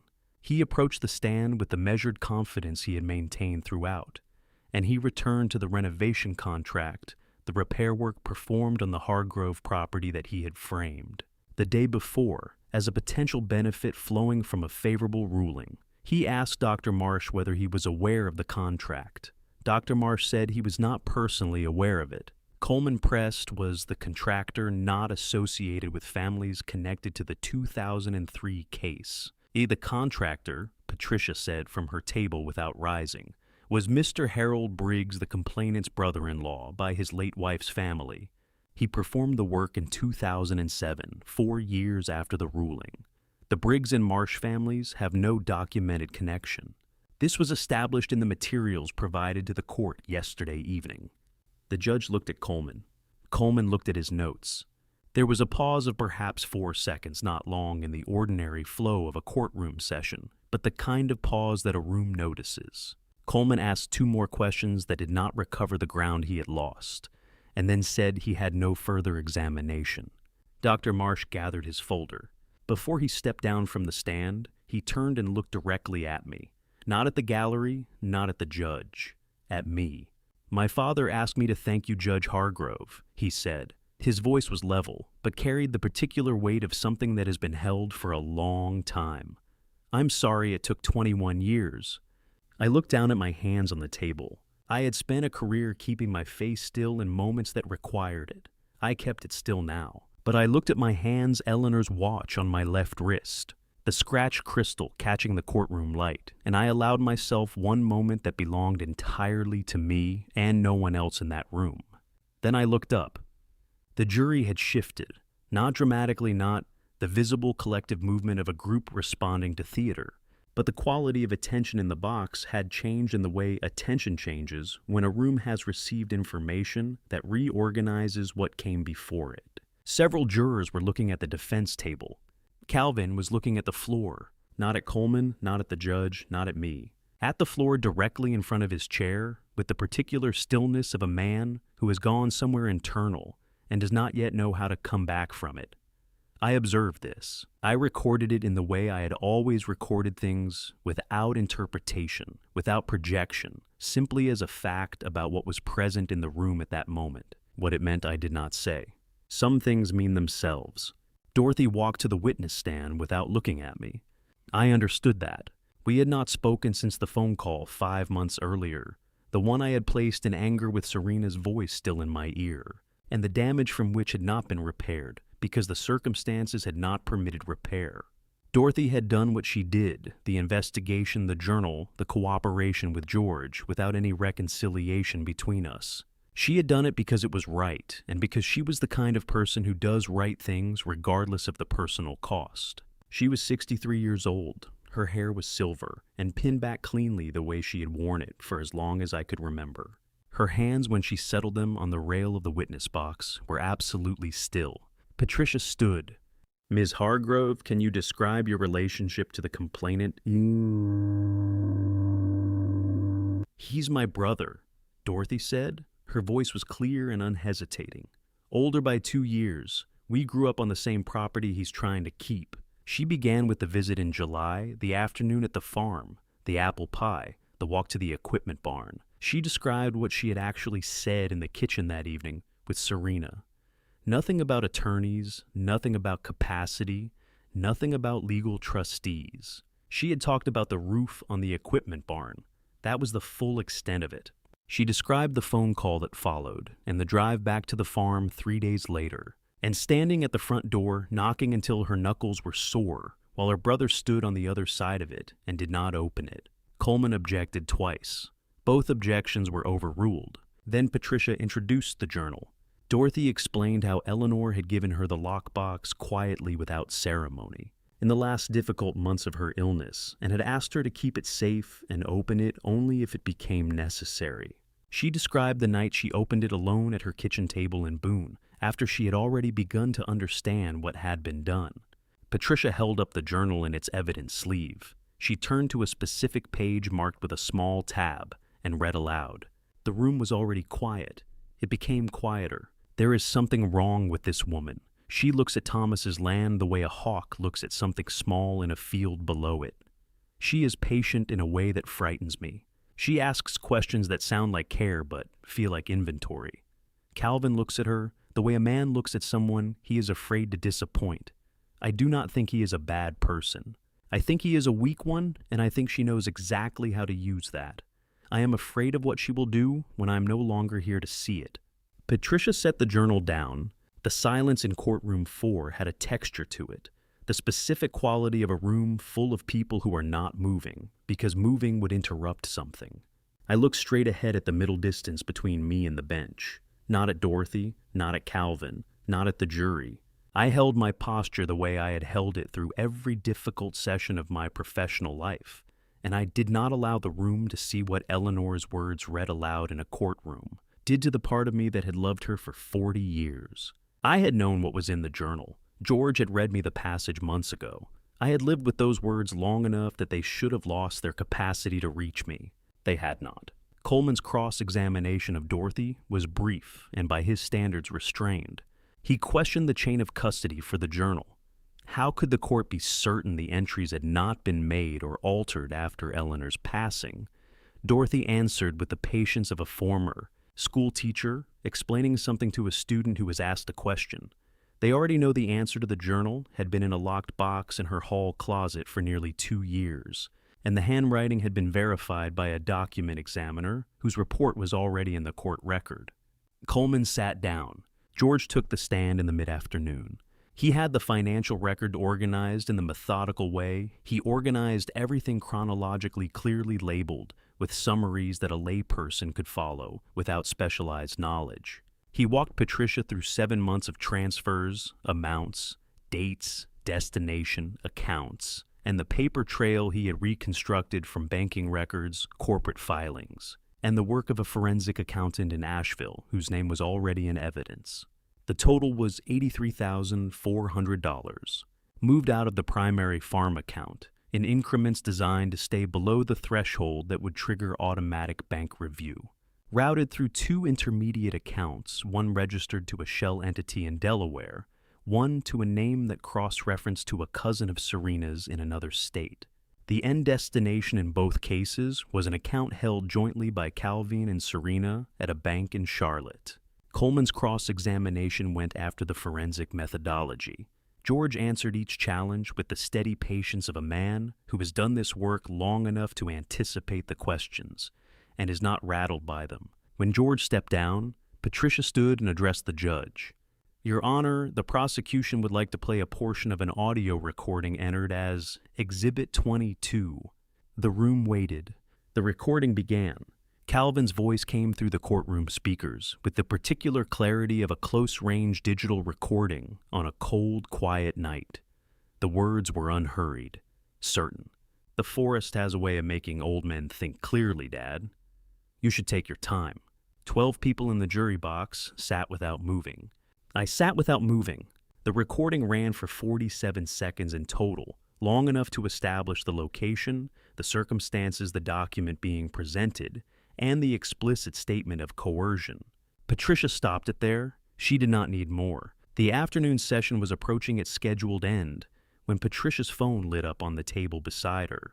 She glanced at it, and something in her posture shifted not dramatically, but the way a person shifts when a variable they have been anticipating has just arrived. She requested a brief recess conferred with her associate for 3 minutes in the hallway, and returned to request an adjournment to the following morning due to a development from the defense side that required overnight preparation. The judge granted it. I gathered my materials. Around me, the gallery began to move, voices picking up the room, returning to its ordinary human noise after the weight of the afternoon. As I passed the defense table, I glanced once, not deliberately, simply as a function of the path I was walking, and I noticed that Calvin was staring at the chair beside him. The chair where Serena had been sitting for the first 4 days of the trial. It was empty. She had been escorted out by her own attorney before the afternoon session ended quietly through the side door, while George's testimony was still in progress. I had registered it at the time and set it aside for later consideration. Calvin was still looking at the empty chair when I walked past. He did not look up. He did not look at me or at Coleman or at anyone in the room. He simply stared at the space where she had been. I kept walking. Patricia stood at 9:03 on the morning of the 7th day. "Your Honor," she said, "the prosecution wishes to inform the court that Serena Hargrove has entered into a cooperation agreement with this office. Her statement provided under oath and subject to cross-examination will be read into the record by the Assistant District Attorney." The room absorbed this the way rooms absorb unexpected information, not with noise but with a particular quality of held breath. Coleman set his pen down. Calvin turned his head toward the table where Serena had sat for the first 4 days of the trial, the reflex of a man looking for something that is no longer there. The assistant district attorney, a young woman in her 30s named Claire Abbott, stood at the lectern with a document of 14 pages and read it in the steady, unaffected voice of someone delivering testimony rather than performing it. She read for 31 minutes. The statement was detailed and specific. It described the plan from its earliest stages, the conversations between Calvin and Serena in late 2022, before they had even approached me about returning to the farm. It named who had proposed each step, the temporary financial authorization, the management of my schedule, the introduction of a substance into my morning routine designed to produce the appearance of cognitive decline.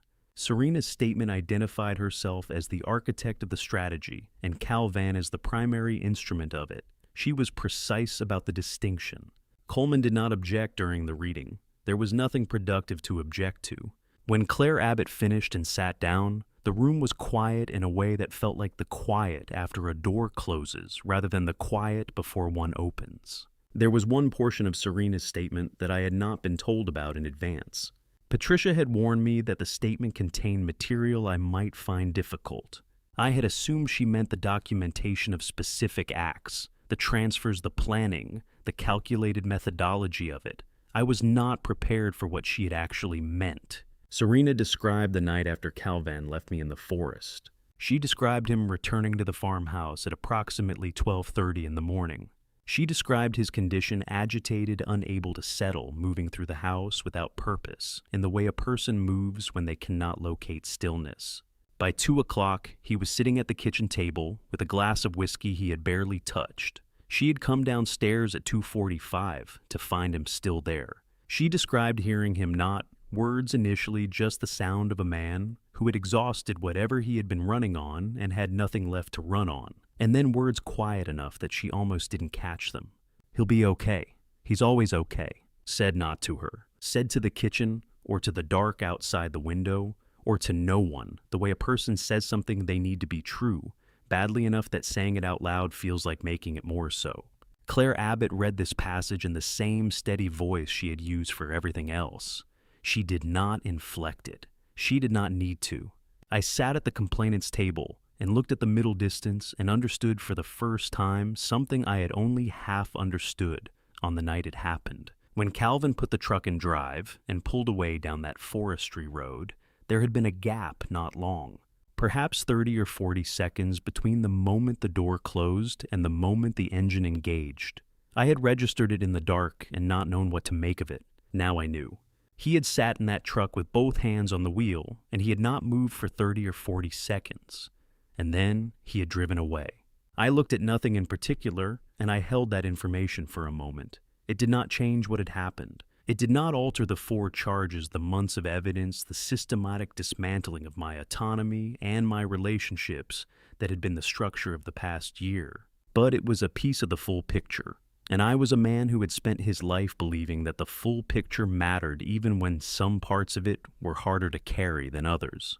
Calvin had turned to look at Serena's side of the room when the passage was read. She was not there to look back at him. He turned forward again after a moment, and I watched his jaw set in the way it had set. The night in the forest, the same expression, the same controlled surface over whatever was moving underneath it. But his eyes, when he looked toward the front of the room, had a quality I had not seen in them during the trial. Not anger, something more like a man looking at a distance he did not know how to cross. The jury was sent to deliberate at 11:45. They returned at 2:15. The foreperson, the retired postal worker from the front row, a man of about 60 with a deliberate way of speaking, read each count in sequence. The word came 4 times evenly spaced without drama. Guilty, guilty, guilty, guilty. Sentencing was immediate per the agreement Patricia had negotiated with the court. Serena received 3 years of supervised probation and full financial restitution. The cooperation agreement had secured her, the reduction she had calculated on. Calvin received 6 years in a federal correctional facility. The judge's words during sentencing were measured and without excess. She described the nature of the offenses, the deliberate targeting of a vulnerable adult, the sustained manipulation of financial and medical systems, the erosion of trust within a family. She said what needed to be said and did not add to it. 2 officers came to the defense table when the session closed. Calvin stood. He allowed his hands to be positioned for the restraints with the resigned compliance of a man who had accepted finally the shape of the ground beneath him. And then he turned. The officers had him moving toward the side exit when he stopped. Not a struggle, just a pause, a brief and specific stillness. He turned his head and found me where I was standing near the complainant's table, still gathering my materials, and he looked at me the way I had looked at him in that forestry road directly, without deflection, without anything between the looking and the being looked at. He said 2 words, quietly, low enough that I doubt anyone beyond the immediate space heard them. "I'm sorry, Dad." Then the officers moved, and he moved with them, and the door to the side corridor opened and closed, and he was gone. I stood at the table with my folder in my hands. I did not answer him, not because I had nothing to say, but because what I had to say was not something that belonged in a courtroom in that moment, with officers present and a gallery beginning to move around me. What I had was something larger than the occasion could hold. The 2 words I had waited for had arrived too late and right on time, simultaneously in the way that the things we wait for sometimes do. I stood there for a moment longer. Then I picked up my things and walked out into the February afternoon. The February light outside the courthouse was cold and exact. That is the particular quality of winter light in the Carolina mountains. It does not soften things the way spring and summer light does. It simply illuminates them plainly at whatever angle it finds them. Standing on the courthouse steps with my folder under my arm, I felt it on my face and thought that there was something appropriate about that. Dorothy was waiting at the bottom of the steps. She did not say anything when I came down. She took my free hand in both of hers and held it for a moment. Not a hug, not a formal gesture. Just the particular pressure of a person who has been through something with you and wants you to know they are still there. I squeezed back once. That was sufficient. George stood a few feet away, looking out at the parking lot, with his hands in his coat pockets, giving us the space the moment required. He had the composure of a man who understands when to be present without being intrusive, a quality I had valued in him for 35 years, and valued more in that moment than I knew how to say. 3 reporters had assembled near the bottom of the steps. They moved toward us when I appeared. George stepped forward before they reached us, not confrontationally, simply positioning himself in the way of the most direct approach, and said something brief and quiet. By the time I had descended the last step, they had reconsidered. The 3 of us walked to the parking lot without being followed. I looked back once before we reached George's truck at the courthouse building, the stone facade, the windows of the upper floors. Courtroom 4 was on the 2nd floor, northeast corner. I could identify the windows from outside, from 34 years of knowing the building's interior. I had walked out of that courthouse after a great many sessions over the years. I had always been the last one to leave, the last to gather materials, the last to check that the room was in order, the last to let the door close behind me. Today I had walked out in the middle of the afternoon, with the building still occupied, the lights still on other people's proceedings still underway. It was a different kind of leaving. The weeks that followed had a quality I had not anticipated, not relief exactly, and not emptiness. More like the specific stillness of a house after a long noise has finally stopped, when you are not yet certain whether the quiet is permanent or only a pause. I returned to the farm alone. The land was still there, the 400 acres of red clay and longleaf pine that my grandfather had broken ground on before my father was born, that my father had passed to me, that I had tended for 40 years alongside Eleanor. The cattle operation needed attention. The south pasture needed the fence work that had been deferred through the months of the trial. The equipment barn roof, which Dorothy and I had agreed needed addressing before winter, had made it through without incident, but would not make it through another season without repair.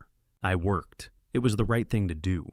The farm had always been the right thing to do when thinking needed to be done, alongside something physical. On a Saturday in early March, I began clearing the rooms Calvin and Serena had occupied.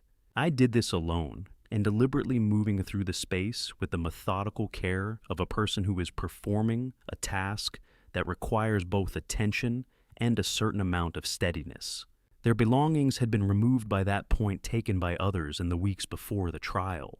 What remained were the small residual traces that a room retains after it has been lived in a shelf configuration adjusted to different preferences, a window latch that had been set differently, the particular arrangement of the furniture that someone else had established. I worked through the morning, at some point in the late morning moving items from the closet shelf to assess what needed storing. I dislodged something from the back of the upper shelf, a piece of paper folded. That had been sitting there undisturbed long enough to have gathered a fine film of dust along its upper edge. I unfolded it at the foot of the bed. The crayon lines were faded but legible, the oversized circle hands, the straight line arms, the 2 figures standing side by side. Above them, in the careful capital letters of a child who had recently learned how to make them. Me and Dad, just as heroes. I sat down on the floor where I was standing. Not because my legs gave out, because the moment required sitting, and the floor was there, and I sat. I held the paper with both hands, and I looked at it for a long time. Not thinking about anything in particular, not analyzing or processing or arriving at conclusions. Just looking at what a boy of 8 had made one Tuesday morning, 32 years ago, before anything that had happened, since it happened. I was still sitting there when I heard Dorothy's truck on the gravel. She came in through the back the way she always had, calling out when she heard no answer at the door. She found me in the room, still on the floor, and she sat down beside me without asking for an explanation, the way a person sits when the explanation is visible and additional words would be an imposition. We stayed there for a few minutes. Then I got up and she got up, and we went downstairs and I made tea, and we sat at the kitchen table and looked out at the March fields together. The conversation we had was quiet and uneven in the way of conversations between people who have been through something together and are finding their way back to the ordinary register of sibling life. We talked about the barn roof. We talked about a book she was reading. At some point, she mentioned that she had been thinking about coming down on alternate weekends for a while, if I didn't object. I said I didn't object. She left before dark, and I stood at the kitchen window and watched her taillights move down the long drive. That evening, I found a composition notebook on the shelf in the study, the last of the supply I had kept there for years, all the others having been used in the months of evidence gathering. I took it to the kitchen table and opened it to the first page. I had never kept a journal. I had kept case notes, correspondence, records of various kinds. Not a journal. I wrote for an hour. I wrote about Eleanor specific things, small things, the kind of details that a person forgets they are holding until they sit down and discover the inventory. I wrote about Calvin at 16 in the back row of my courtroom. I wrote about one night in December, standing alone in a pine forest with my hand on a watch, not afraid. Near the bottom of the page, I wrote a question. Not because I expected an answer, but because it had been sitting in me since the February afternoon I walked out of the courthouse, and it needed to be placed somewhere outside myself. When does a father stop being a father? I sat with it. Then I wrote below it in the same unhurried hand. Never. I closed the notebook and turned off the kitchen light and stood at the window for a while. Outside, the season's first snow had begun. Not heavy, just the tentative early fall of it drifting down through the dark over the fields. In the morning, it would be gone most likely, but it was there now, covering the January bare ground in something temporary and quiet. Somewhere 200 miles from where I was standing, Calvin was spending his first night in a federal correctional facility. I did not know what the accommodations were. I did not know whether the blankets were adequate for the time of year. I found that I hoped they were. I could not stop myself from hoping that. And standing at the window in the first snow of March, looking out over the fields that had belonged to my family for 3 generations, I was not entirely sure I wanted to. September came in, the way it always does in the Carolina mountains, quietly without announcement, the light shifting from the flat brightness of August into something deeper and more considered. The mornings carried a chill that the afternoons burned off by noon, and the fields had the particular gold green of late summer turning. The color that means the season knows what's coming, even if it isn't ready yet. George came on a Saturday afternoon, and we sat on the front porch the way we had sat on porches together for 35 years, with coffee without agenda, watching the light move across the south pasture. The barn roof had been repaired in June. The south fence was solid. The cattle operation was running on a rhythm that felt for the first time in more than a year, like something I had chosen rather than something I was merely maintaining. We talked about small things for a while. A case George had been consulted on, remotely nothing serious, a property dispute in Buncombe County that needed a clear set of eyes. The state of the county commission, whether the diner in Marshall had finally gotten a decent pie. Then George set his mug on the porch rail and looked out at the pasture and said without preamble the thing he had been waiting for the right moment to say. "You going to write to him?" I had been thinking about it since March. Not obsessively. Not the way I had thought about the evidence, the trial, the architecture of what needed to be built and then executed. More, the way you think about something that you know is waiting for you at a particular distance. And the only question is whether you have closed enough of that distance yet to make the attempt meaningful. 6 months had passed since the February verdict. I had spoken to Patricia twice, once about the restitution process, once about a procedural matter that needed my signature. I had received a letter from Dr. Marsh in April, brief and warm, saying that his father's name had been spoken in a courtroom and that he believed something had been completed that needed completing. I had written back. I had not written to Calvin. Soon, I told George. I looked out at the same stretch of pasture he was looking at, the light going amber in the late afternoon. "I think I'm nearly ready." George nodded once. He finished his coffee and stood up, with the deliberateness of a man whose knees register the change of seasons before the calendar does. He shook my hand at the top of the porch steps, not the casual parting gesture of people who expect to see each other shortly, but the kind of handshake that acknowledges something has been shared and continues to be shared, without requiring the acknowledgement to be spoken. He drove out at 4:30. I watched the truck reach the end of the drive and turn onto the county road, and then I stood on the porch alone for a while, with the last of my coffee going cool in the mug. I thought about what I had learned, not the events those I knew, with the precision of a man who had written them down and lived through them and watched their consequences unfold in a courtroom. What I had learned was something more difficult to locate and more resistant to being organized on a page. Something about the relationship between two things I had spent my career treating as related but distinct. The law punishes conduct. That is what it does, and what it is designed to do. And in the right hands, it does that work with a justice I continue to believe in. I had watched it work imperfectly, slowly, with all the friction of a human institution, but genuinely over 30 years, in more cases than I could number.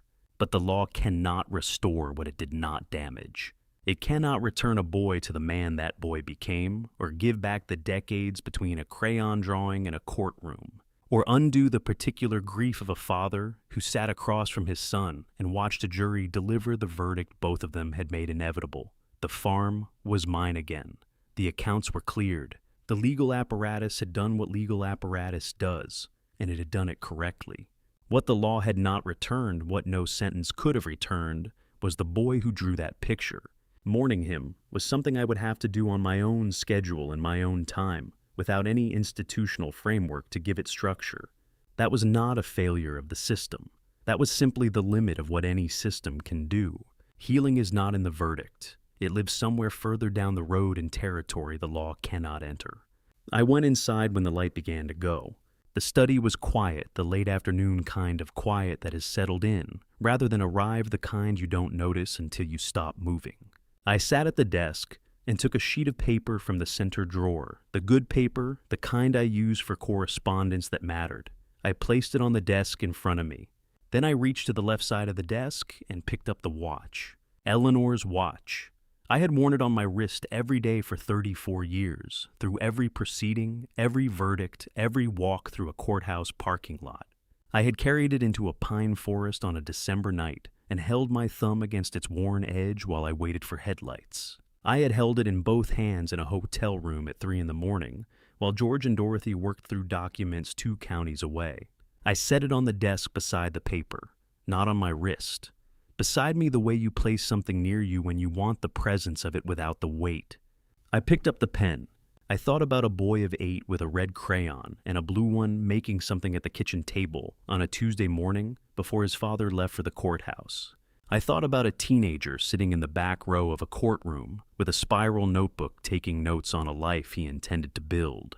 I thought about 2 quiet words spoken in a courtroom corridor at the end of February, low enough that only I could hear them. I thought about 32 minutes in a pine forest looking up through the gap in the trees at a cold December sky.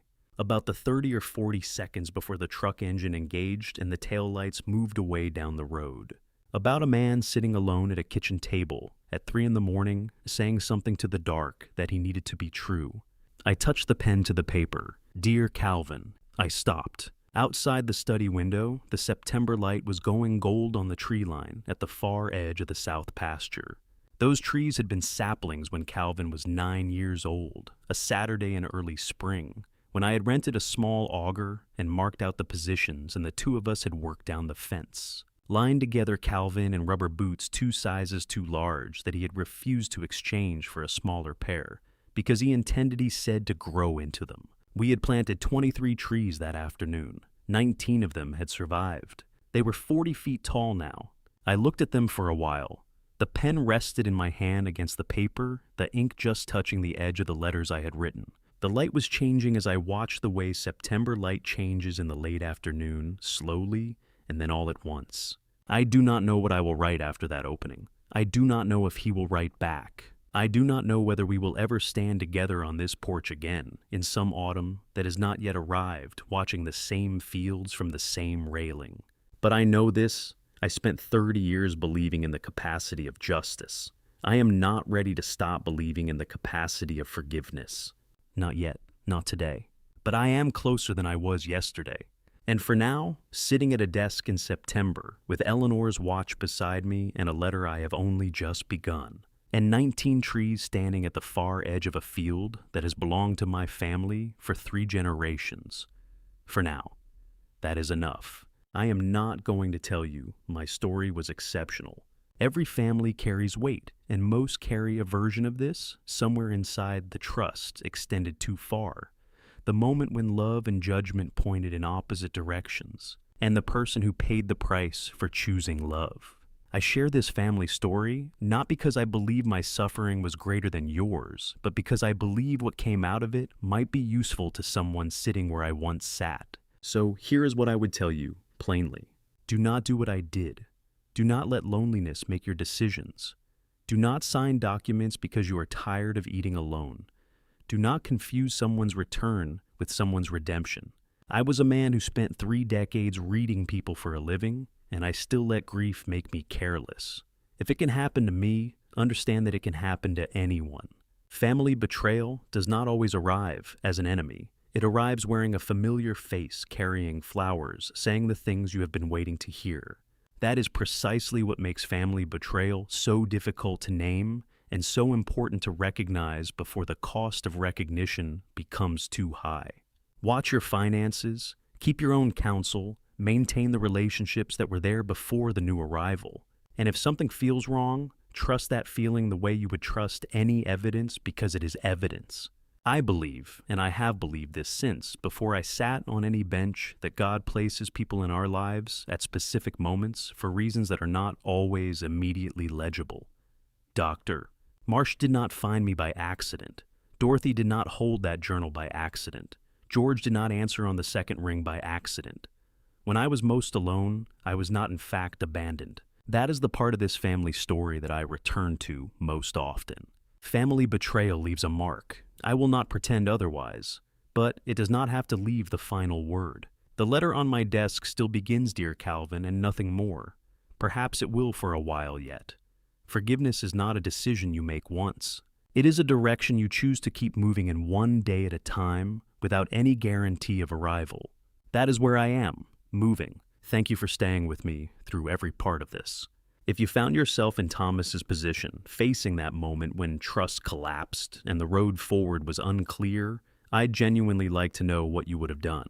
Leave your thoughts in the comments. And if this family story meant something to you, consider subscribing so you don't miss what comes next. A note. While this story draws from real emotional truths and social themes, certain elements have been shaped for narrative purposes. If this style of storytelling isn't your preference, there's plenty more on this channel. Find what speaks to you.